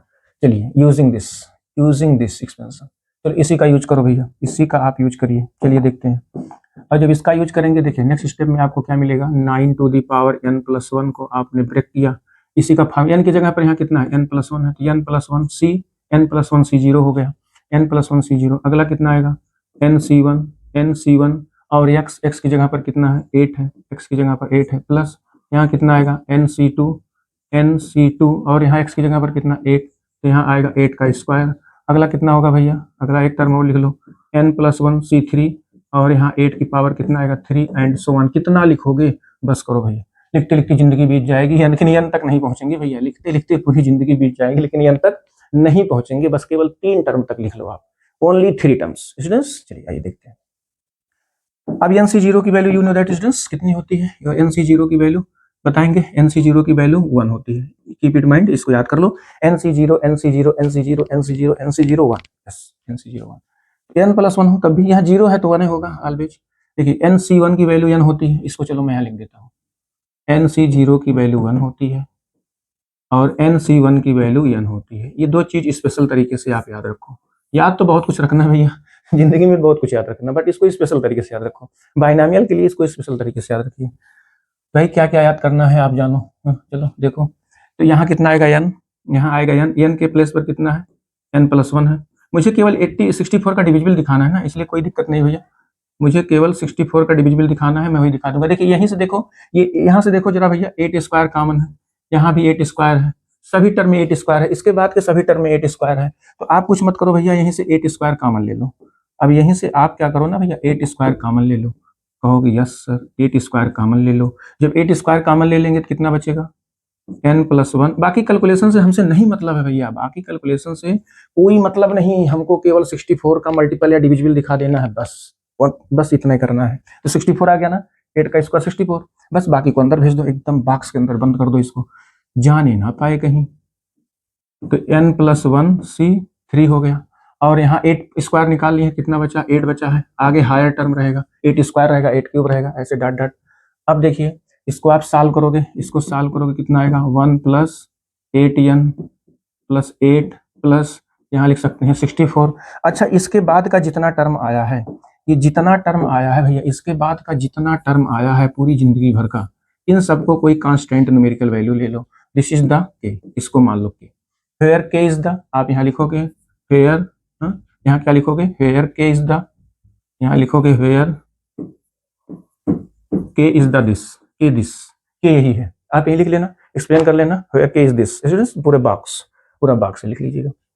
चलिए अब देखिए, अब यहाँ पर आप सॉल्व कर लो, देखो ये कितना था 9 पावर n+1 था हमारा, 9 पावर n+1। अब देखिए इसको इधर ले आइए, अब यहाँ से आप लिख सकते हो 9 पावर n+1, ये देखिए पहला टर्म आ गया, 8 है इधर, इसको इधर ले आइए, लेफ्ट में लाइए, 8n आ गया, 8n आ गया, 8 + 1 9, 9 को इधर ले आइए, 9 इधर आ गया। यस मेरी बात समझ गए भैया, भाई सारे क्वांटिटी को मैं लेफ्ट में कर दूंगा ना, जो जिसकी जरूरत है उसको इधर, बाकी उधर 64 का मल्टीपल दिखा देंगे, ठीक है ये आ गया।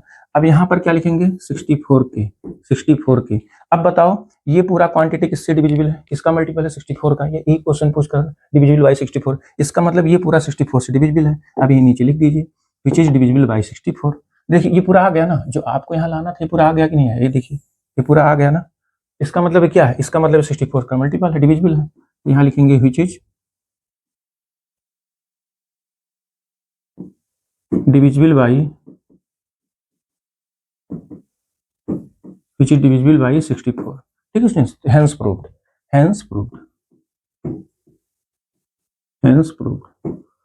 बताइए क्वेश्चन कर लेंगे एग्जाम में भैया, यस बताइए बच्चों, कर लेंगे हम, बताइए लगा लेंगे स्टूडेंट्स।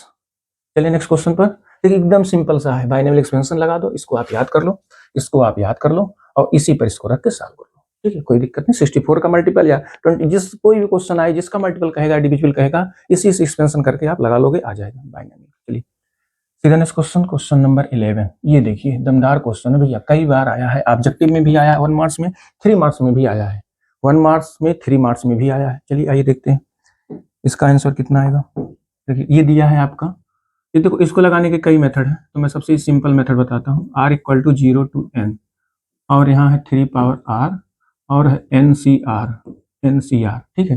तो यहाँ पर हम लेते हैं लेफ्ट हैंड साइड। चलो अब ये इसका मतलब है सम है, ये सिग्मा मतलब सम है। सम कहाँ से कहाँ तक है स्टूडेंट्स? सम कहाँ से कहाँ तक है?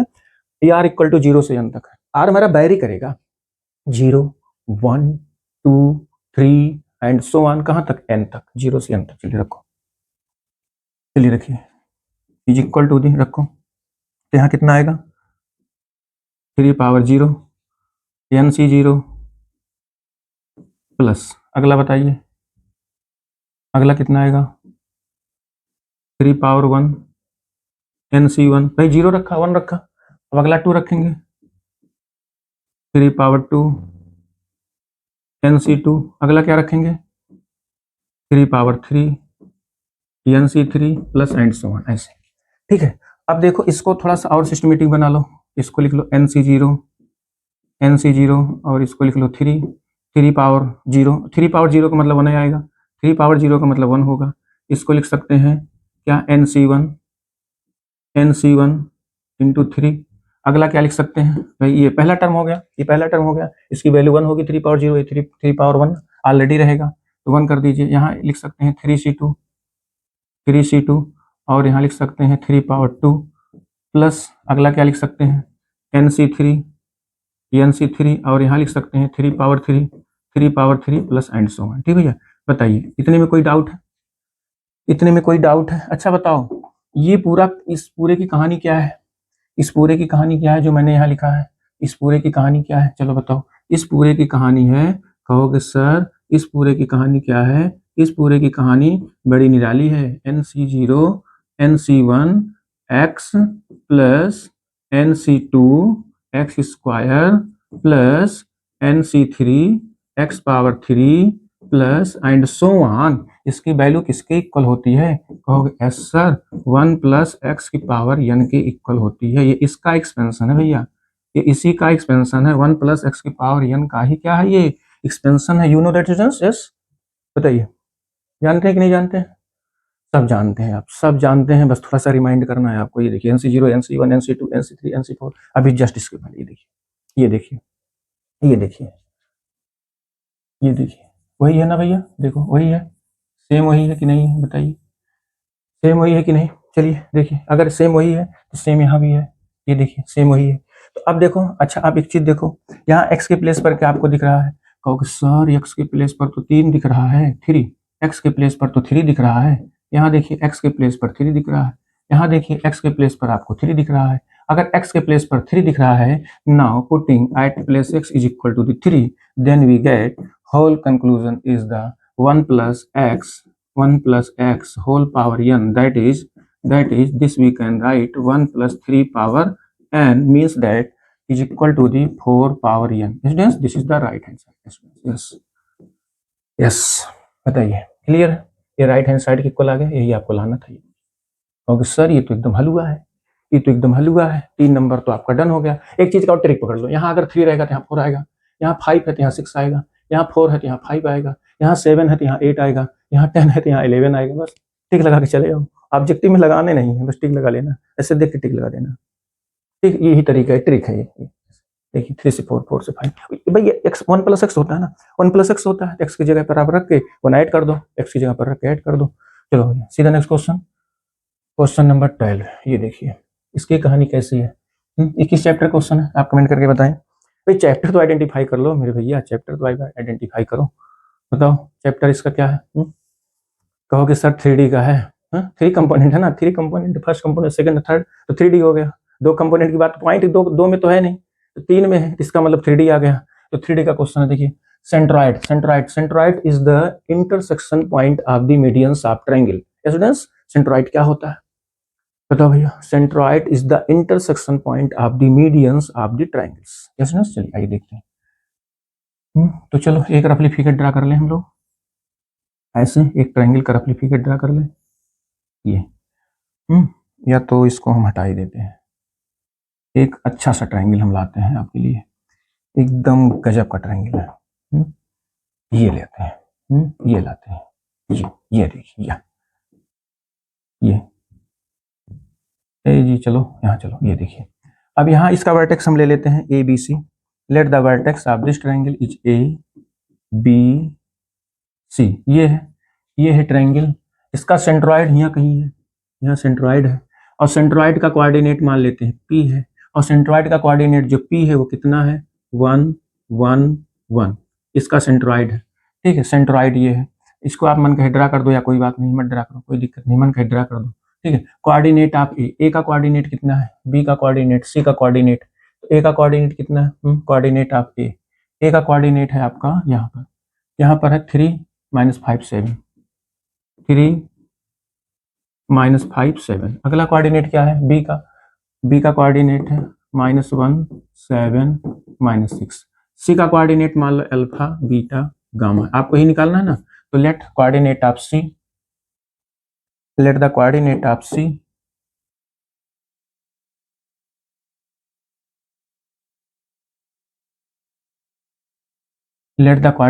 सी ठीक है, कोऑर्डिनेट हम मान लेते हैं। Let the point C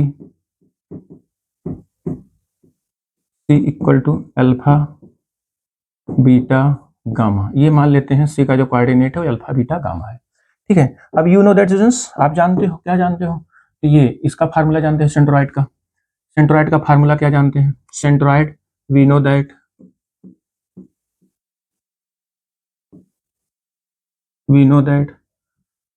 centroid P is equal to the क्या होता है, P is equal to the x1 plus x2 plus x3/3।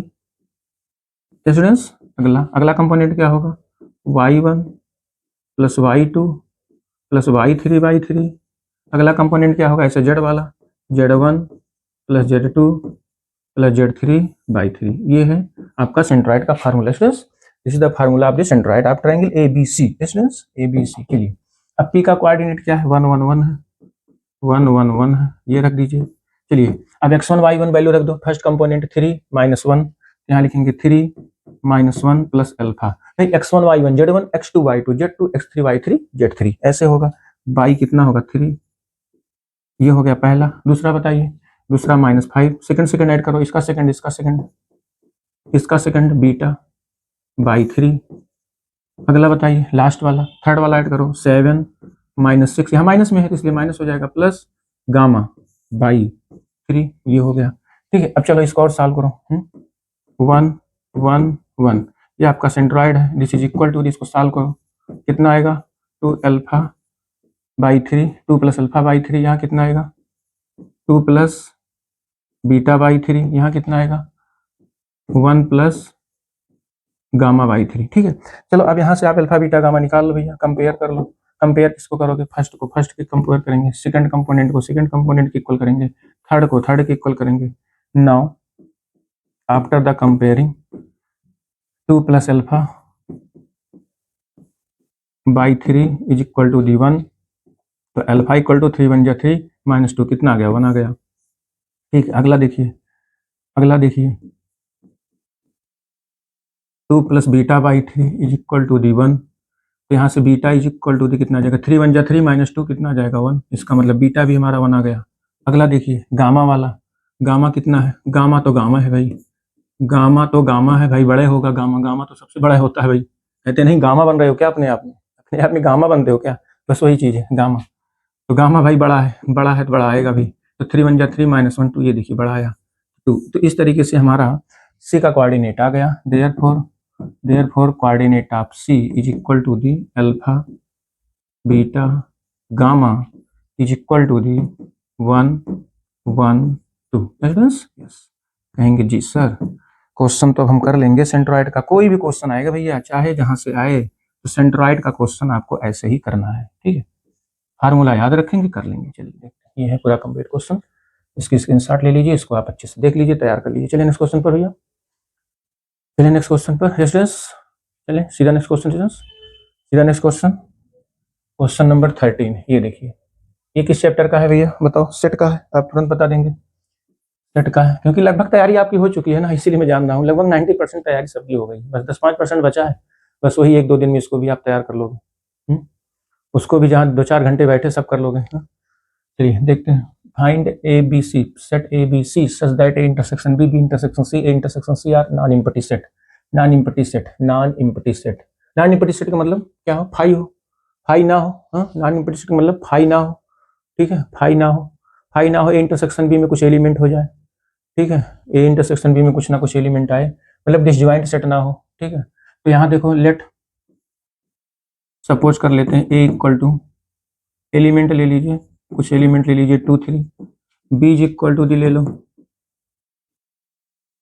3 4 ले लीजिए, सी इक्वल टू 1 ले लीजिए, सी इक्वल टू ले लीजिए 2 4, ऐसे ले लीजिए, कुछ भी ले लीजिए 2 4, ठीक है। मतलब इस कंडीशन को होल्ड कराना है, ऐसा एलिमेंट लेना है ना एबीसी सेट का जो इस कंडीशन को होल्ड करे। अब ए इंटरसेक्शन बी और B intersection C, A intersection C जरा निकाल के देखो क्या नॉन एम्प्टी आता है, नॉन एम्प्टी आता है। चलो, therefore A intersection B, A intersection B में क्या आएगा? ए इंटरसेक्शन बी में आ रहा है कितना? 3 आ रहा है, सिंगल्टन एलिमेंट है, सिंगल्टन सेट है।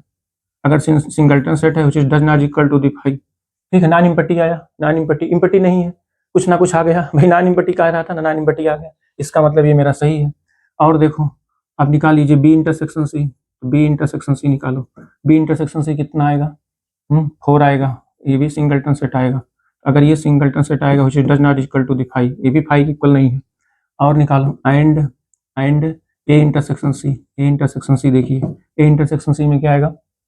ए इंटरसेक्शन सी में 2 आ रहा है, ठीक भैया, 2 आ रहा है which is also does not equal to 5। ये सब नॉन एम्प्टी है, ये सब नॉन एम्प्टी है भैया, जो ये इस क्वेश्चन में पूछ रखा है ये सब नॉन एम्प्टी है, ठीक है। एम्प्टी होता तो 5 इक्वल आता भाई, एम्प्टी होता तो 5 इक्वल आता, लेकिन कह रहा था नॉन एम्प्टी हो, ऐसा सेट मानो ए बी सी, ऐसा सेट सपोज करिए जो नॉन एम्प्टी हो। तो अब आप ये बताओ, तो इसका इक्वल क्या ये 5 इक्वल आएगा? यही हमको दिखाना था, यही हमको लाना था। हाँ, but A intersection B intersection C is equal to the 5। इसमें देखिए कोई भी एलिमेंट कॉमन नहीं हुआ, तीनों सेट में कोई एलिमेंट कॉमन है नहीं है, but this is the is equal to the 5 hence proved. यही हमको लाना था, यही हमको दिखाना था, ठीक है। इसका मतलब जो हमारा सेट है ए बी सी यही हो जाएगा, ठीक है। ए बी सेट हमारा यही हो जाएगा, ए बी सी और ए, यही सेट हो जाएगा, ठीक है। इस क्वेश्चन के लिए यही सेट इसका इस कंडीशन को सेटिस्फाइड करेगा। तो ऐसे कितने सेट हो सकते हैं? ऐसे बहुत डिफरेंट सेट हो सकते हैं भाई, ऐसे एक सेट नहीं, 2 सेट नहीं, 3 सेट नहीं, से डिफरेंट सेट आप ले सकते हैं, इसको प्रूव कर सकते हो, ठीक है। बट कंडीशन होल्ड करना चाहिए, सेट ए बी सी ऐसा लीजिए कि जो कंडीशन को होल्ड करे, तो वही सेट जो हमारा हमने लिया था अगर कंडीशन होल्ड कर रहा है, that is the answer A B and C, ठीक, यही हमारा आंसर हो जाएगा, ठीक है। चलिए नेक्स्ट क्वेश्चन पर। क्वेश्चन नंबर 14 देखो, क्वेश्चन नंबर 14 ये देखिए किसका है, ये है आपका रिलेशन एंड फंक्शन क्वेश्चन है भैया, रिलेशन एंड फंक्शन का। चलो इसको बताओ कैसे करोगे, ध्यान से समझिए, ध्यान से समझिए, खूब अच्छे से इसको समझिए भैया। देखो कह रहा है एफ इक्वल टू, एक फंक्शन दिया है हमारा, एक फंक्शन दिया है, एफ इक्वल टू क्या दिया? 1 1 2 3 0 -1 माइनस। अच्छा ये आप जो लिखते हो ना, इसको थोड़ा सा समझ लो, इसको आप लिखते हो एक्स कामा वाई के फॉर्म में, ध्यान से मेरी बात समझना, एक्स कामा वाई के फॉर्म में लिखते हो, और y is equal to the किसके होता है? एफ ऑफ एक्स के इक्वल होता है भाई, ये भी बात सही है। इसका मतलब जो मेरा कोई भी पॉइंट होता है वो किस फॉर्म में होता है? एक्स कामा एफ एक्स के फॉर्म में होता है, यस स्टूडेंट्स, ये एक्स कामा एफ एक्स के फॉर्म में होता है, you know students, yes, any doubt? भाई एक्स वाई होता है, Y equal to F X के होता है, इसका मतलब पहला मेरा पहला एलिमेंट डोमेन है, ये तो श्योर है, पहला एलिमेंट डोमेन है फंक्शन का, दूसरा एलिमेंट रेंज है। तो मुझे एक्स वाई क्लियर करना है, एक्स क्या है, वाई क्या है, ये एक्स है, ये वाई, और Y equal to F of X होता है। तो मुझे क्वेश्चन पूछ रहा था बी अ लीनियर फंक्शन, एक लीनियर फंक्शन बताओ जो जेड टू जेड से डिफाइंड है, जेड से जेड पर डिफाइंड है। एक हमको लीनियर फंक्शन निकालना है जो किस पर डिफाइंड है? जेड टू जेड से डिफाइंड है, जेड से जेड पर डिफाइंड है, तो फंक्शन क्या होगा? लीनियर की बात कर रहा है मेरे भैया, लीनियर की। लीनियर का क्या होता है फॉर्म? कहोगे सर लीनियर फॉर्म होता है ए एक्स प्लस बी, धीरे से बताओगे, या एम एक्स प्लस सी बताओगे, ये लीनियर फॉर्म होता है। क्वाड्रेटिक फॉर्म कहेगा तो क्या मानोगे? A X square plus B X plus C मानोगे, बट लीनियर कह रहा है तो क्या मानोगे? Let the function is in the form of linear is A X plus B, you know, ये देखते हैं, let F of X be a linear form is A X plus B, जैसा आपको वही मान लो, A X plus B linear form है, linear form में, ठीक है, लीनियर फॉर्म में है, और एम एक्स प्लस सी भी मान सकते हैं, कोई दिक्कत नहीं। बस इसी का हमको इक्वेशन निकालना है, इसको इक्वेशन 1 दे देते हैं। इसी का इक्वेशन हमको पूछ रहा है इस फंक्शन के लिए ये इक्वेशन क्या बनेगा, लीनियर इक्वेशन इस फंक्शन के लिए क्या बनेगा, ये हमको निकाल, आइए देखते हैं। देखिए एक वैल्यू ले लो, तो यहाँ एक ले लो, पहले कोई ले लो जो आपके मन का है। लेट मैं ले लेता हूँ 1 1 1 1 बिलोंग एफ, 1 1 बिलोंग एफ। ये लेट की बात यहाँ नहीं होगी, यहाँ इफ की बात होगी।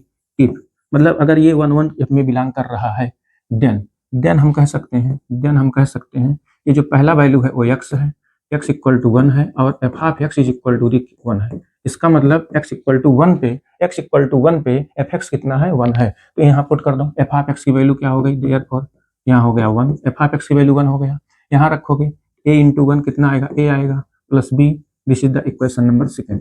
हमारा पहला इक्वेशन आ गया। तो x की वैल्यू मैंने रख दिया, x की वैल्यू x इक्वल टू 1 पर क्या मिल रहा है, 1 मिल रहा है। x इक्वल टू 1 पर 1 मिल रहा है, क्वेश्चन में भी दिया है। देखिए x इक्वल टू 1 पे 1 आ रहा है, एफ ऑफ x 1 है, ये देखिए मैंने इसलिए ऊपर पहले समझा दिया। तो यहाँ एफ ऑफ x की वैल्यू क्या रखोगे, एफ ऑफ x की वैल्यू 1 और x की वैल्यू 1, ये मिल गया।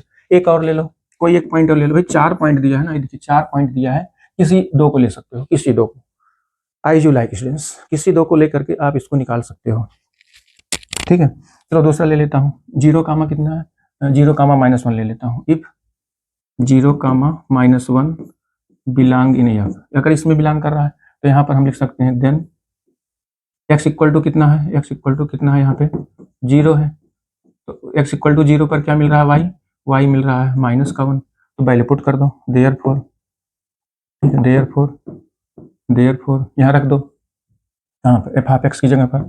1 मिनट भैया, एफ ऑफ x की जगह क्या रखोगे, -1 रखेंगे, एफ ऑफ x की जगह -1, और यहाँ 0 रखेंगे, a इंटू 0 प्लस b, ये तो 0 हो जाएगा। इसका मतलब मेरी एक वैल्यू आ गई, b की वैल्यू आ गई -1, डायरेक्ट आ गया। मैंने 0 वाला ले लिया ना भैया, 0 वाला ले लिया तुरंत आ गया। कहोगे जी सर 0 वाला ले लिया तुरंत आ गया, नहीं तो दो इक्वेशन बनता, ए और बी को सॉल्व करते हैं, इल्यूमिनेट करते हैं तो आता, लॉन्ग हो जाता। इसलिए मैंने एक 0 वाला पॉइंट ले लिया, एक वैल्यू आ गई। अब बी निकाल लो, ए निकाल लो, एंड फ्रॉम सेकंड से ए निकाल लीजिए। यहाँ देखिए 1 is equal to the A minus B की वैल्यू है -1। This implies that A is equal to the कितना आ जाएगा, 2 आ जाएगा, A is equal to the 2 आ जाएगा। तो यही वैल्यू अब हम वापस फंक्शन में ले जाकर के रख देंगे, putting the value of A and B in equation first. Now the linear equation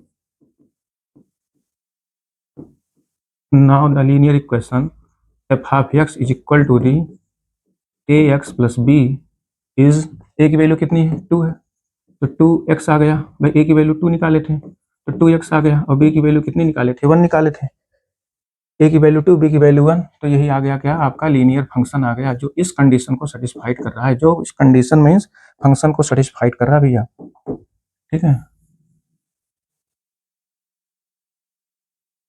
ठीक, यही है इसका आंसर हो जाएगा भैया। चलिए देख लीजिए, पूरा कंप्लीट क्वेश्चन है ये, कंप्लीट क्वेश्चन है ये। तो कितना आ गया, 2x प्लस 1 आ गया, 2x प्लस 1 आ गया। एक मिनट भैया, बी की वैल्यू तो -1 है यार, क्या बताऊँ, यहाँ -1 कर दीजिए भैया, -1, 2x -1 आया है, थोड़ा सा मिस्टेक हो गया, 2x -1, क्योंकि बी की वैल्यू आपकी -1 आई है ना, बी की वैल्यू -1 आई है, बी की वैल्यू -1। ठीक, चलें नेक्स्ट क्वेश्चन की तरफ स्टूडेंट्स, जैसा आप कहें। अगर समझ गए हो तो आगे चले स्टूडेंट्स, सीधा नेक्स्ट क्वेश्चन। ये देखिए दमदार क्वेश्चन है, जो एग्जाम में कई बार आया है। डोमेन इसका पूछ रहा है भैया, what is the domain of this function. Domain क्या होगा इसका बताइए। देखिए इसका डोमेन निकालना है इस फंक्शन का। तो देखिए डोमेन निकालने के लिए आप पहले ये देखेंगे x की ऐसी कौन सी वैल्यू है जो उस फंक्शन को सेटिस्फाइड नहीं कर रही है, यही देखना रहता है डोमेन में यही देखना रहता है, x की ऐसी कौन सी वैल्यू है जिसके लिए फंक्शन डिफाइंड नहीं है या डिफाइंड है, बस। क्या आप बताओ x की ऐसी कोई वैल्यू यहाँ 0 हो सकती है, डिनोमिनेटर क्या 0 हो सकता है। अगर डिनोमिनेटर 0 होगा तो या फंक्शन डिफाइंड होगा, या बताओ डिफाइंड होगा कि नहीं होगा, नहीं होगा, क्योंकि सर डिनोमिनेटर 0 होगा तो फंक्शन डिफाइंड नहीं होगा, तो फंक्शन डिफाइंड ही नहीं होगा। एक बात ये, दूसरी बात, अगर अंडर रूट में है, अगर में है x स्क्वायर x माइनस ए है, अब ये फंक्शन कब डिफाइंड होगा आप बताओ भाई। अंडर रूट के अंदर निगेटिव ना आए, means that x minus A is, this function is defined when x minus A is equal to the 0 or greater than 0। ये वैल्यू हमारा x माइनस ए क्या हो जाए, x माइनस ए या तो 0 हो जाए या तो 0 से बड़ी हो जाए स्टूडेंट्स, बट माइनस ना होने पाए, माइनस होने पर फंक्शन डिफाइंड नहीं होगा। यही चीज हमको देखना है। इसका मतलब इस टाइप के क्वेश्चंस को हम ऐसे ही करेंगे। वैल्यू हम चेक करेंगे एक्स की ऐसी कौन सी वैल्यू है जो फंक्शन पर डिफाइंड नहीं कर रही है, कौन सी वैल्यू है जो डिफाइन कर रही है। जो वैल्यू डिफाइन करेगी वही उसका क्या होगा, डोमेन होगा। और जो डिफाइंड नहीं करेगी उसको एक्सेप्ट कर देंगे, उसको छोड़ देंगे, हटा देंगे, उससे हमसे नहीं मतलब, क्योंकि हमको डोमेन निकालना है। डोमेन उसके लिए पॉसिबल होना चाहिए, फंक्शन के लिए पॉसिबल होना चाहिए। आइए देखते हैं। तो यहाँ लिखेंगे दिस फंक्शन या F half x is defined, f half x is defined when denominator x square minus 5x plus 4 does not equal 0। ठीक है, डज नॉट इक्वल 0। ये फंक्शन तो तब हमारा डिफाइंड होगा जब इसकी वैल्यू 0 ना आए। ठीक है, 0 ना आए। ठीक है, अब इसका फैक्टर कर लीजिए, स्प्लिट कर लीजिए। X square minus 4x minus x plus 4 does not equal 0। ठीक है, चलो x कॉमन ले लो, तो क्या आया, x माइनस 4 आ गया। यहाँ 1 कॉमन ले लीजिए, x माइनस 4 आ गया, डज नॉट इक्वल 0। 0 ना आने पाए तो एक ब्रैकेट में हो गया x माइनस 4, दूसरे ब्रैकेट में हो गया क्या, x minus 1 does not equal to 0। First factor become 0, 0 को इक्वल करोगे तो x does not equal to 4 आएगा। ठीक है, और दूसरा क्या आएगा, x does not equal to 1 आएगा। मतलब x की वैल्यू 1 और 4 ना होने पाए भैया, x की वैल्यू 1 और 4 ना होने पाए, नहीं तो फिर दुर्घटना घटी स्टूडेंट्स, तो कोई बचा नहीं पाएगा, दुर्घटना घट जाएगी। चलिए आइए देखते हैं, दुर्घटना घटी। तो दुर्घटना घटी तो कैसे घटी, ये देखिए, इस कंडीशन पे घटी 1 और 4 पे। इसका मतलब domain is the all real value, domain is the all real value but except क्या, except what do you mean by this concept students, क्या जानते हैं बताओ, क्या जानते हैं। 1 और 4 को छोड़ करके, 1 और 4 को छोड़ करके सभी रियल नंबर इसका क्या होगा, डोमेन होगा। ठीक है, तो यहाँ लिखेंगे domain of F, therefore domain of the function is real number. Students real number except मतलब माइनस, माइनस लगाते हैं, मतलब माइनस का मतलब इसको छोड़ के, किसको छोड़ के, 1 और 4 को छोड़ करके सभी रियल नंबर जो होंगे इसके क्या होंगे, डोमेन होंगे। अब कहोगे सर अगर 1 हो जाएगा तो क्या होगा, 1 और 4, अरे भैया 1 और 4 हो जाएगा तो एक्सीडेंट हो जाएगा। ठीक है, एक्सीडेंट हो जाएगा, यही इसका आंसर है, डोमेन ऑफ दिस 1 और 4। 1 और ऑल रियल नंबर होंगे, all real number but except 1 और 4। 1 और 4 को छोड़ करके सभी रियल नंबर, सभी ब्रह्मांड में जितने नंबर हैं सब इस फंक्शन के डोमेन है। लेकिन 1 4 ना होने पाए, नहीं तो जिंदगी बर्बाद कर देगी इस फंक्शन की, वही इस फंक्शन की जिंदगी बर्बाद कर देगी। चलिए देखते हैं क्वेश्चन नंबर 16 क्या है। चलिए 16 देखिए, ये किसका है भैया, इस चैप्टर का क्वेश्चन है, find the centre and radius of the circle. Conic section का है, पहला टॉपिक आपने पढ़ा है कोनिक सेक्शन का, सर्कल।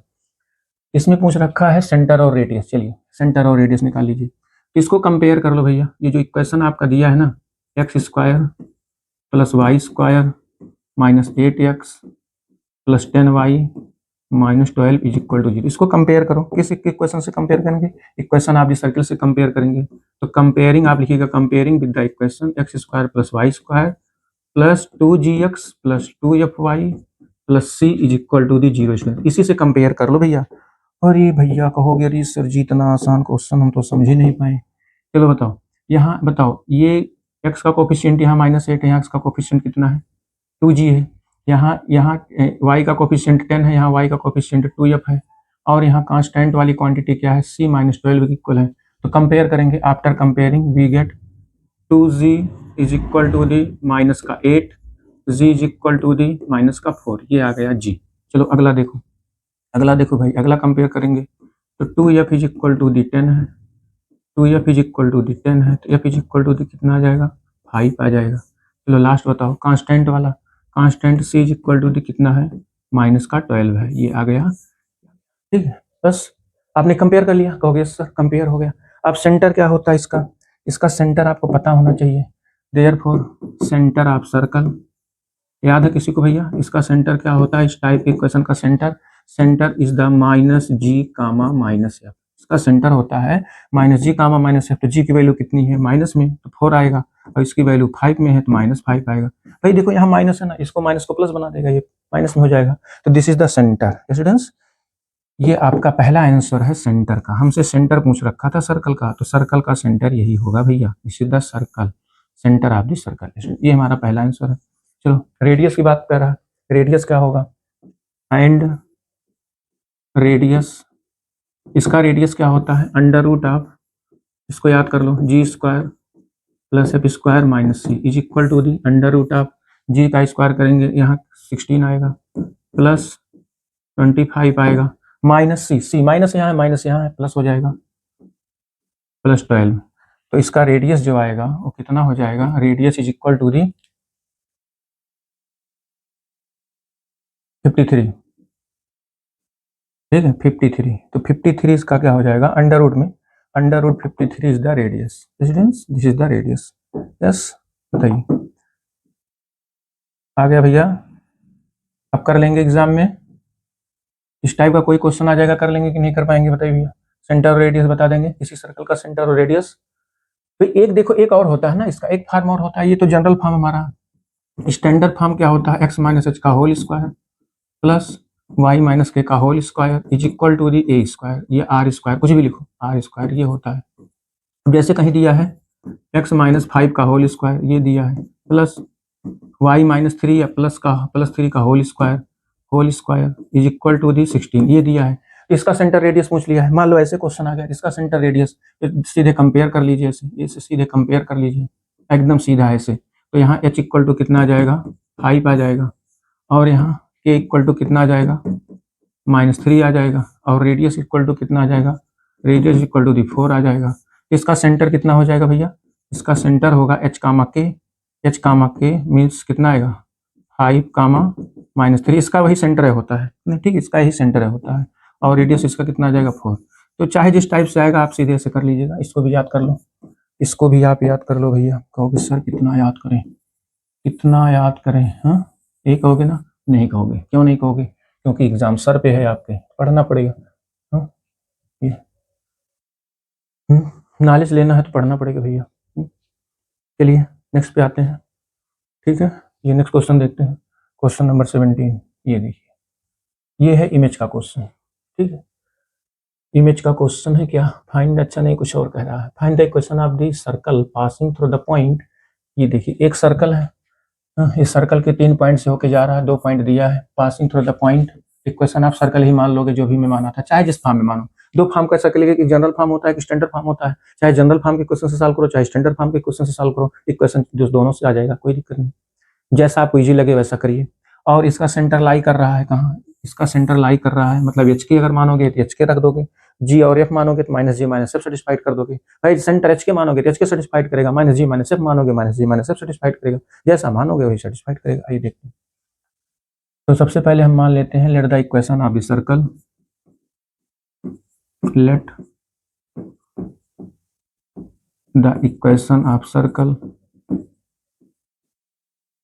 क्या मान लें, X square plus Y square plus 2gx plus 2fy plus C is equal to 0। ये है इक्वेशन नंबर फर्स्ट, इसको हमने मान लिया इक्वेशन ऑफ सर्कल है। अब ये किस पॉइंट से पास कर रहा है, if point, if this equation first passes through 2, 3 and -1, 1, then अगर इससे पास कर रहा है तो इसको सेटिस्फाइड करेगा स्टूडेंट्स, बताइए प्यारे बच्चों, यस सेटिस्फाइड करेगा कि नहीं करेगा, यस करेगा सर। एक्स की वैल्यू रख दो 2, तो यहाँ आएगा 4 प्लस 9 प्लस 2 यहाँ रख दीजिए 4g प्लस 6, भाई एक्स वाई की वैल्यू ही रख दो ना, 2 3 रख दो पहले, 2 की जगह एक्स की जगह 2, वाई की जगह 3, पहले इसको सेटिस्फाइड करा दो, plus C is equal to 0, ठीक है। तो यहाँ आपको एक इक्वेशन मिलेगा, क्या मिलेगा, 4g plus 6f plus C is equal to minus का 13, this is the equation number second. चलो और देखो, एंड आल्सो सेकंड रखो 1 और -1, तो 1 रखेंगे तो 1 आएगा, यहाँ भी 1 आएगा, यहाँ भी 1 आएगा, यहाँ कितना आएगा 2g आएगा, 2g यहाँ आएगा 2f, क्योंकि f की वैल्यू क्या है -1 है, y की value plus C is equal to 0। यहाँ एक इक्वेशन नया बना लीजिए, 2g minus 2f plus C is equal to minus का 2, this is the equation number third. पहले इन्हीं दोनों को सॉल्व कर लो, सी को एलिमिनेट कर दो भैया, from above both equation, from second and third को पहले सॉल्व कर लो, देखो दोनों को माइनस कर दो भैया, सी सी कट जाएगा, सी सी कट जाएगा, माइनस कर दो, सी सी कट जाएगा तो 4g minus 2g, 4g minus 2g कितना आ जाएगा 2g, 6g, और ये साइन बदल देंगे प्लस हो जाएगा 8f, 8f आ जाएगा भाई। देखिए इसको माइनस करेंगे, ये माइनस हो जाएगा, ये माइनस से प्लस हो जाएगा, सी सी कट गया, इज इक्वल टू दी, यहाँ आ जाएगा, यहाँ प्लस कर देंगे, साइन बदल देंगे भाई, साइन कन्वर्ट करना पड़ेगा भाई, दोनों को माइनस कर रहा हूँ ना मैं, दोनों इक्वेशन को ऊपर नीचे माइनस कर रहा हूँ, साइन चेंज हो जाएगा, तो यहाँ माइनस से प्लस हो जाएगा, और माइनस 13 है, आ जाएगा माइनस का 11, माइनस का 11, ये इक्वेशन नंबर हो गया 4। अब फिर लिखोगे एक इक्वेशन, इसको रहने दो क्योंकि एफ जी सी की वैल्यू हमको निकालनी ना, एफ जी सी की वैल्यू निकाल के फर्स्ट में रख देंगे, हमारा इक्वेशन आप सर्कल आ जाएगा। अब फिर लिखोगे इफ ये कहाँ से पास कर रहा है, सेंटर से, if x minus 3y minus 11 equal to 0 passes through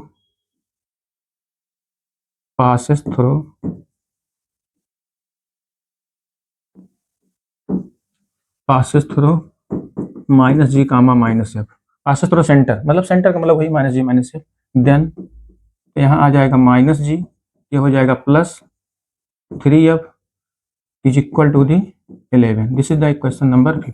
ठीक है, अब इन्हीं दोनों को सॉल्व कर लो, एफ जी की वैल्यू आ जाएगी, जब एफ जी की वैल्यू आ जाएगी सी की वैल्यू आ जाएगी, फ्रॉम इक्वेशन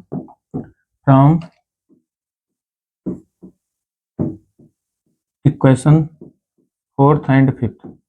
ठीक है, देखो मतलब सिंपल है, कोई दिक्कत नहीं, पहले दोनों पॉइंट रख के दो इक्वेशन को निकाल लो, दो इक्वेशन बना के सी एलिमिनेट कर दो, एक इक्वेशन बन गया, सेंटर को लाई करा दो तीसरे इक्वेशन में जो सेंटर से पास कर रहा है लाइन सी, बस यही दोनों इक्वेशन को सॉल्व कर लो, एफ की वैल्यू जी की वैल्यू आ गई, जब एफ जी की वैल्यू आ गई सी भी आ जाएगी, जब एफ जी सी आ गई तो हम इक्वेशन आप सर्कल में रख देंगे, आंसर आ जाएगा, बस इतना करना है। ठीक है, बस इतना करना है एफ जी सी की वैल्यू। चलो बताओ इसको कैसे सॉल्व करूँ, यहाँ 2 से मल्टीप्लाई कर दें क्या, इसमें 2 से मल्टीप्लाई कर देंगे, जी से जी कट जाएगा, तो यहाँ लिखिए पहले 2g plus 8f is equal to the minus 11, यहाँ माइनस 2 से मल्टीप्लाई कर देंगे, 2g plus 6f is equal to the 22। ठीक है, 22 बाई, ये तो कट गया सीधे, यहाँ कितना आ गया 14f is equal to the, यहाँ कितना आ गया 11।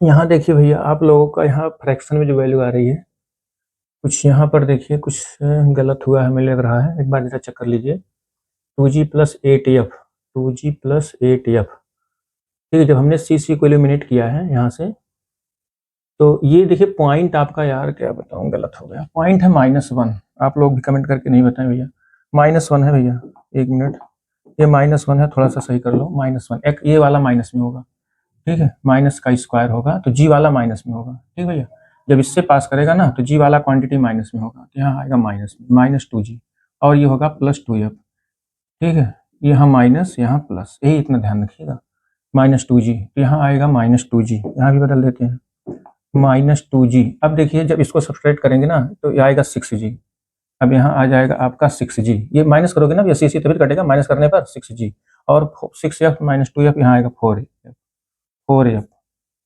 Is equal to the minus का 11, अब सही है, अब सही है, अब आपका आ जाएगा, ठीक है। अब यहाँ पर हमने क्या लिया, 4th और 5th, 4th में 6g है ये, चलो यहाँ भी बना लो भैया, थोड़ा यहाँ भी बना लो, ये कितना है आपका 6g है, यहाँ आ गया 6g, यहाँ हो गया आपका 4f, 6g plus 4f is equal to the -11, और यहाँ आपका सेम वही है 2g 6f ये है, ठीक। अब चलिए यहाँ पर देखिए, अब तो ये कटेगा नहीं, अब तो ये कटेगा ही नहीं, अब तो काम गड़बड़ है, अब यहाँ कटेगा तो कैसे कटेगा, 6 से मल्टीप्लाई करना पड़ेगा, तो जब 6 से मल्टीप्लाई करेंगे तो यहाँ आएगा 6g, यहाँ आएगा 18f, और यहाँ होगा 66।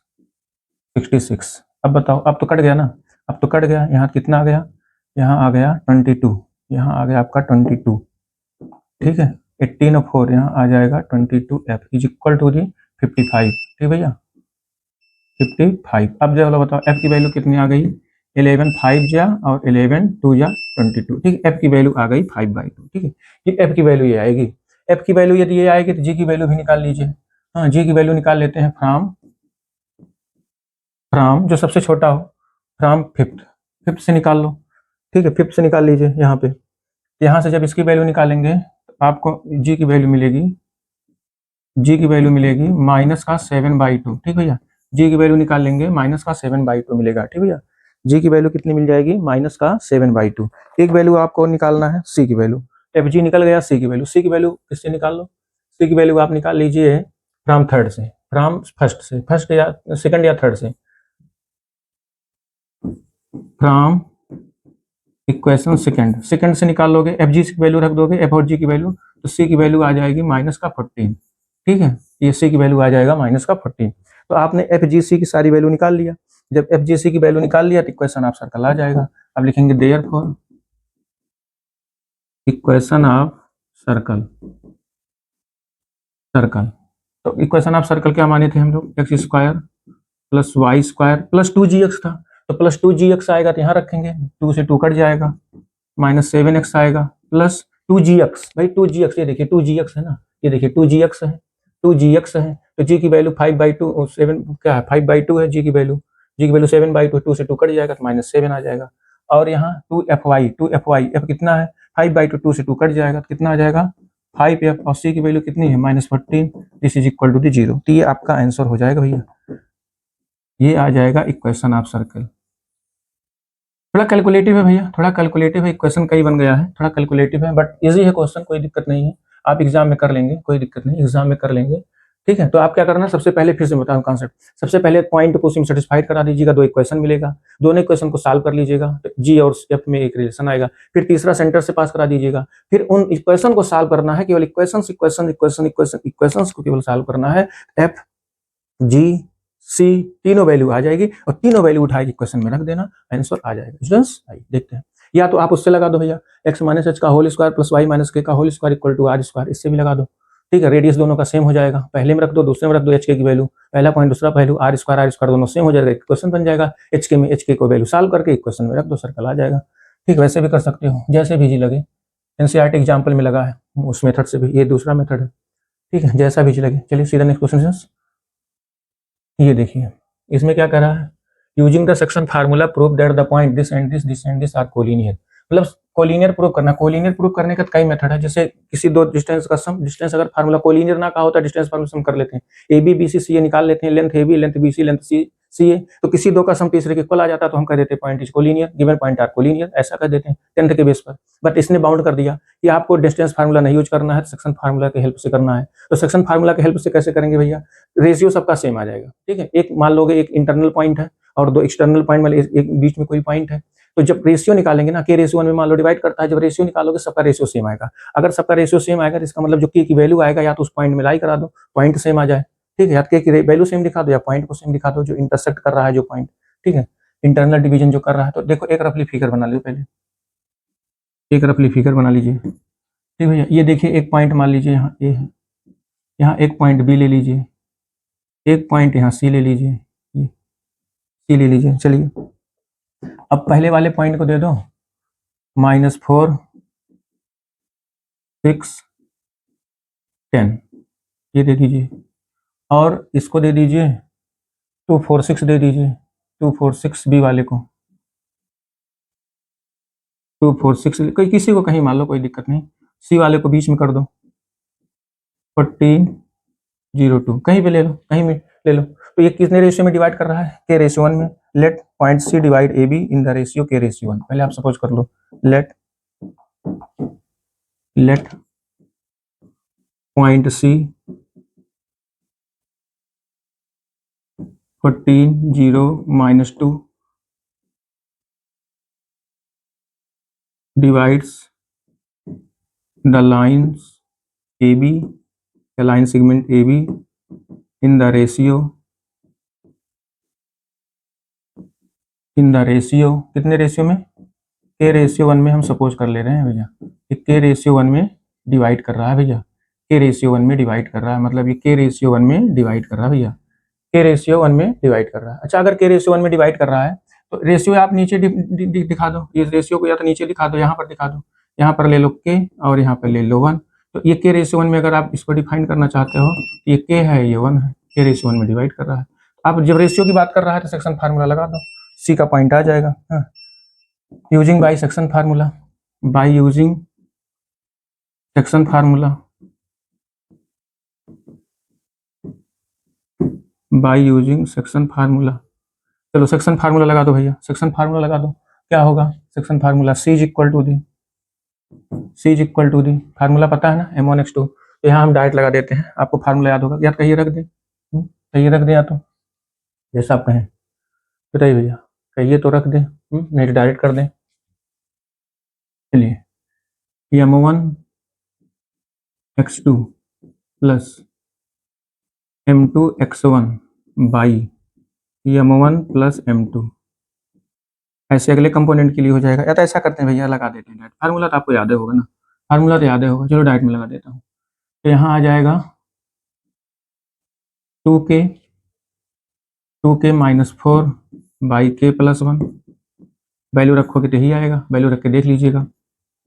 4k plus 6 by k plus 1, अगला रखिए 6k plus 10 by k plus 1, ठीक है। चलिए अब सी का कोऑर्डिनेट आपका क्या था? सी का कोऑर्डिनेट ही रख दीजिए। सी का कोऑर्डिनेट कितना है? जो सी का कोऑर्डिनेट है वो कितना है? 14, 0, 2। अब यहाँ कंपेयर कर लो भैया, सबका रेशियो सेम दिखा दीजिए, ये सबसे आसान है। इसको कंपेयर करो, दूसरे कंपोनेंट को कंपेयर करो, तीसरे कंपोनेंट से कंपेयर करिए। After comparing then we get 2k minus 4 by k plus 1 is equal to 14, 2k minus 4 equal to 14k plus 14 आ जाएगा 12k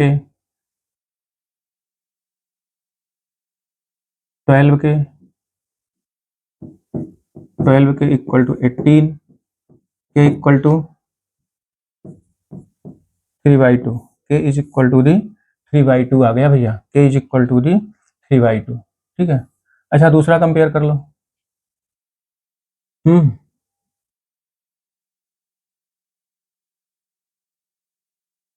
दूसरा कंपेयर करिए, कितना आया भैया बताइए, कितना आया? यहाँ पर माइनस में रहेगा ना, यहाँ माइनस में भाई, इसको देखो, मैं इसको इधर ले गया हूँ, इसको इधर ले आया -14, यहाँ माइनस का 3/2 आ गया। चलो दूसरा देखो, दूसरा कंपेयर करो, 4k प्लस 6 बाई, भाई रेशियो सब में सेम आना चाहिए, अगर रेशियो सेम आ गया तो कोलिनियर ही होगा, कोलिनियर होगा। यहाँ पर 0 में इल्यूमिनेट हो जाएगा, 4k इज इक्वल टू क्या आएगा? -6, k इक्वल टू कितना आ गया? माइनस का 3/2। ये देखिए तीसरा वाला कंपेयर कर लो, 6k plus 10 by k plus 1 is equal to 2, multiply कर लो, 6k plus 10 is equal to 2k plus 2। चलो यहाँ देखो कितना आएगा? 4k is equal to -8, 2k plus 2, गड़बड़ हो रहा है क्या? 3/2 कैसे आएगा? 6k प्लस 10 तो है, हाँ ये 2 के इक्वल है, तो 2k प्लस 2 आ गया, तो यहाँ 6k है, इधर लाएंगे तो यहाँ 2 माइनस 10 8 आ जाएगा, तो यहाँ पर तो कुछ गड़बड़ आ रहा है। पॉइंट सही है, 1402 देख लो, अरे यार 140 माइनस 2 है, 140 माइनस 2, 140 माइनस 2, 140 माइनस 2, तो 140 माइनस 2 यहाँ भी कर दो, तभी तो कुछ अलग आ रहा था रेशियो, हमको भी लगा कुछ माइनस में गड़बड़ है इसलिए नहीं आ रहा है। यहाँ माइनस होगा, यहाँ माइनस होगा, यहाँ कितना आ जाएगा? 8k इज इक्वल टू -12, तो k is equal to minus का 3/2। अच्छा बताओ अब रेशियो सेम आ रहा है कि नहीं भैया? क्या सबका रेशियो सेम आया है? कहेंगे जी सर सबका रेशियो सेम आया है। अगर सबका रेशियो सेम आया है तो आप कह सकते हैं पॉइंट हमारा क्या है? कोलिनियर है, कोलिनियर है भैया, पॉइंट इज कोलिनियर, ठीक है, all the point is collinear. यहाँ लिख दोगे लास्ट में, कैलकुलेशन क्या लिखोगे?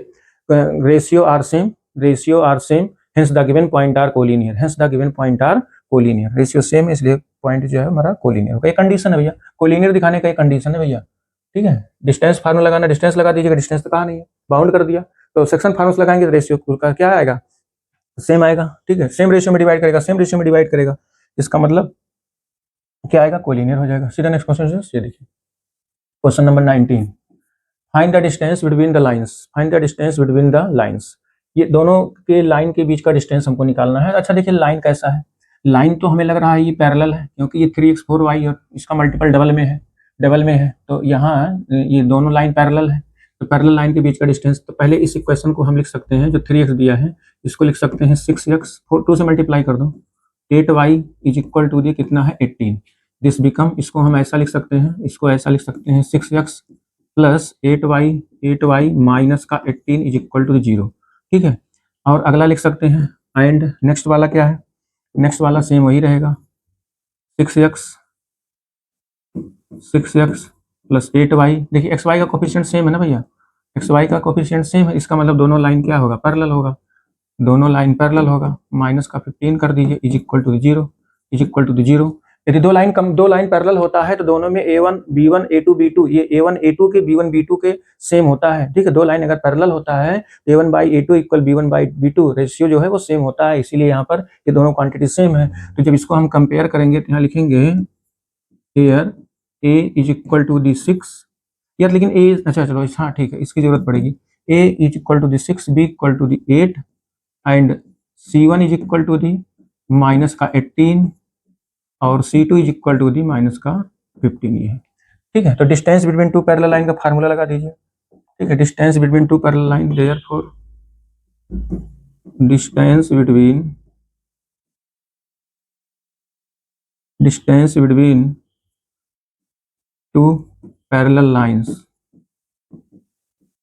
क्या होता है फार्मूला, बताओ भैया। d is equal to the c1 minus c2 upon under root of a square plus b square. Distance yes ये होता है, distance never be negative, so take modulus ले लेंगे, डिस्टेंस नेगेटिव हो नहीं सकता इसलिए हमने मॉड ले लिया। चलो अब वैल्यू रख दो, प्लीज कीप इन माइंड, ये फार्मूला आप याद रखो भैया, distance between two parallel line का फार्मूला आप याद रखिए। ठीक है, चलिए लगाइए, देखिए कितना आता है। वैल्यू रख दो भैया, यहाँ वैल्यू रख दीजिए। जब वैल्यू रखेंगे तो d इक्वल टू कितना आ जाएगा, distance c1 minus 15 minus minus plus 18 by 36 plus 64 mod, तो नीचे आ जाएगा 10, तो d इक्वल टू दी कितना आ जाएगा, ऊपर आएगा 3 नीचे आएगा 10, तो कितना आ जाएगा distance 3/10 units, distance 3/10 units. Point में भी लिख सकते हैं या नहीं लिख सकते हैं, कोई दिक्कत नहीं, सब चलेगा, सब चलेगा नहीं दौड़ेगा। ठीक है, सब चलेगा नहीं दौड़ेगा, कुछ भी लिख लो, चाहे पॉइंट में लिख लो चाहे आईजीटी रहने दीजिए, 3/10 या 0.3।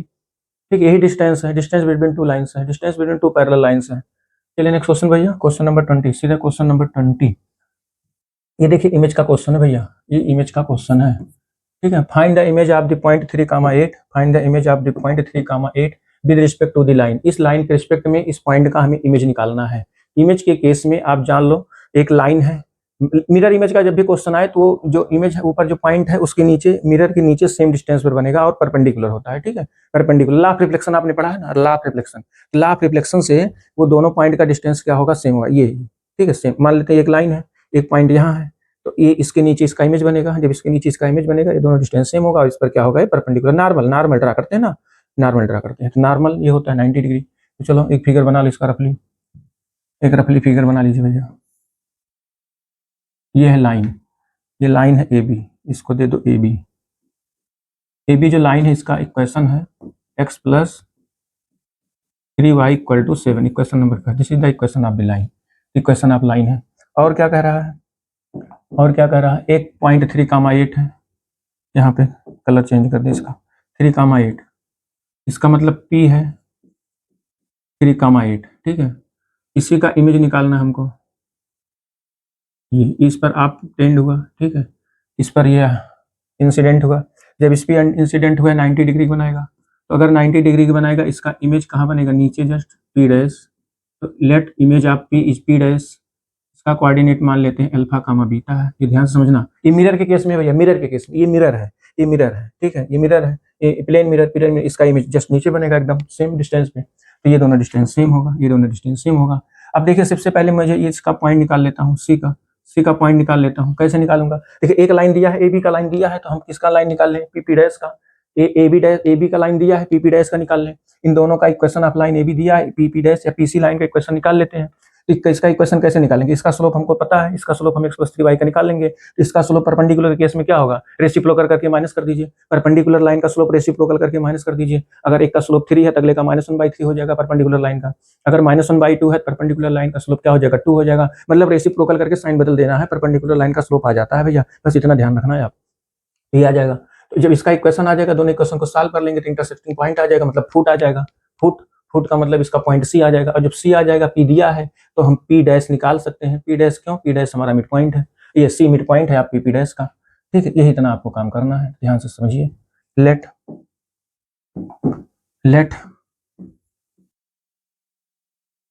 image of P is P dash. Let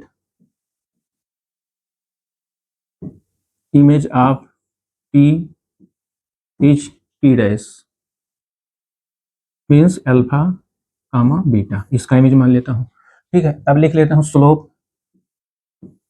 now slope of line A B line का स्लोप निकाल लीजिए।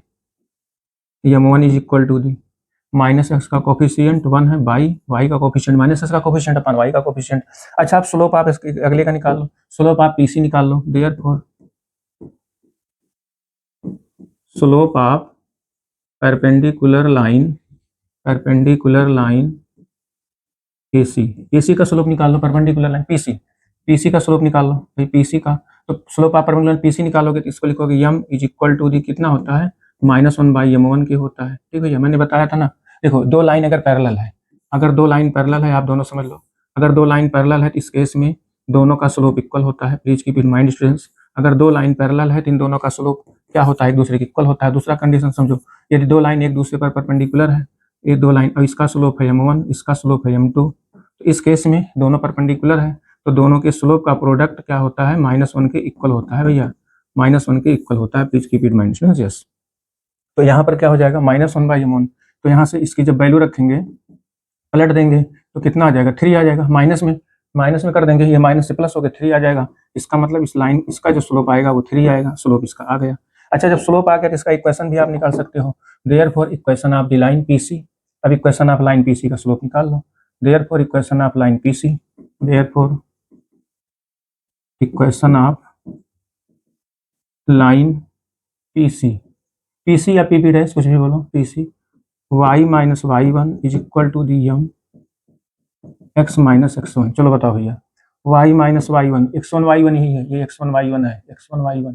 तो x1 कितना है 3, y1 है 8, और m तो अभी निकाल रहे हो 3, x minus x1 3, x minus x1 3। ठीक है, x1 y1 है भैया, x1 y1 ऐसे समझो, x1 y1। चलो, यहाँ कितना आ गया, y is equal to the 3x minus 9 plus 8। तो यहाँ से हमने y की वैल्यू निकाल लिया, 3x माइनस 1, 3x माइनस 1। ठीक है, putting this value in equation first में पुट कर दो, putting this value in first. Now from first, भाई दो इक्वेशन मिल गया ना आपको, दो इक्वेशन मिल गया, दोनों इक्वेशन को सॉल्व कर लो। फ्रॉम फर्स्ट एंड सेकंड को सॉल्व कर लो। फर्स्ट वाला कितना था, x plus 3y equal to 7, x plus 3y equal to 7। तो x प्लस 3y, y की वैल्यू यहाँ रख दो, 3x minus 1 is equal to the 7। चलो सॉल्व करो भैया, यहाँ आ जाएगा x plus 9y, 9x minus 3 is equal to the 10। तो यहाँ से आ जाएगा 10x is equal to the 10, x is equal to the कितना आ जाएगा भैया 1, x इक्वल टू दी 1 आएगा। स्टूडेंट्स, इतनी बात समझ गए? भाई दो इक्वेशन था ना, एक इक्वेशन का था ए बी का था, एक इक्वेशन पी पी डैश का था। दोनों इक्वेशन को हम सॉल्व कर लेंगे तो इंटरसेक्टिंग पॉइंट आ जाएगा। भाई दो इक्वेशन है ना, दोनों इक्वेशन को जब सॉल्व करेंगे तो उसका इंटरसेक्टिंग पॉइंट आएगा। तो जब इंटरसेक्टिंग पॉइंट आ जाएगा तो हमारा अगला पॉइंट आ जाएगा। तो एक्स की वैल्यू आ गई, एक्स की वैल्यू जब आ गई तो हम यहाँ से निकाल लेंगे फ्रॉम सेकंड से वाई निकाल लेंगे। जब सेकंड से वाई निकालेंगे तो 3 × 1 3 और -1 कितना कर देंगे 2 आ जाएगा। तो इसका मतलब पॉइंट सी आ गया हमारा। Therefore point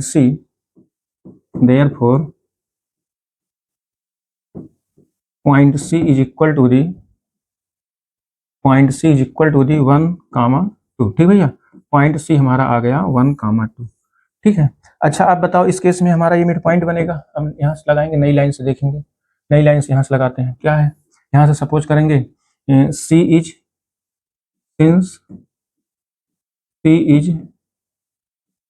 mid point of PP dash, C is mid point of PP dash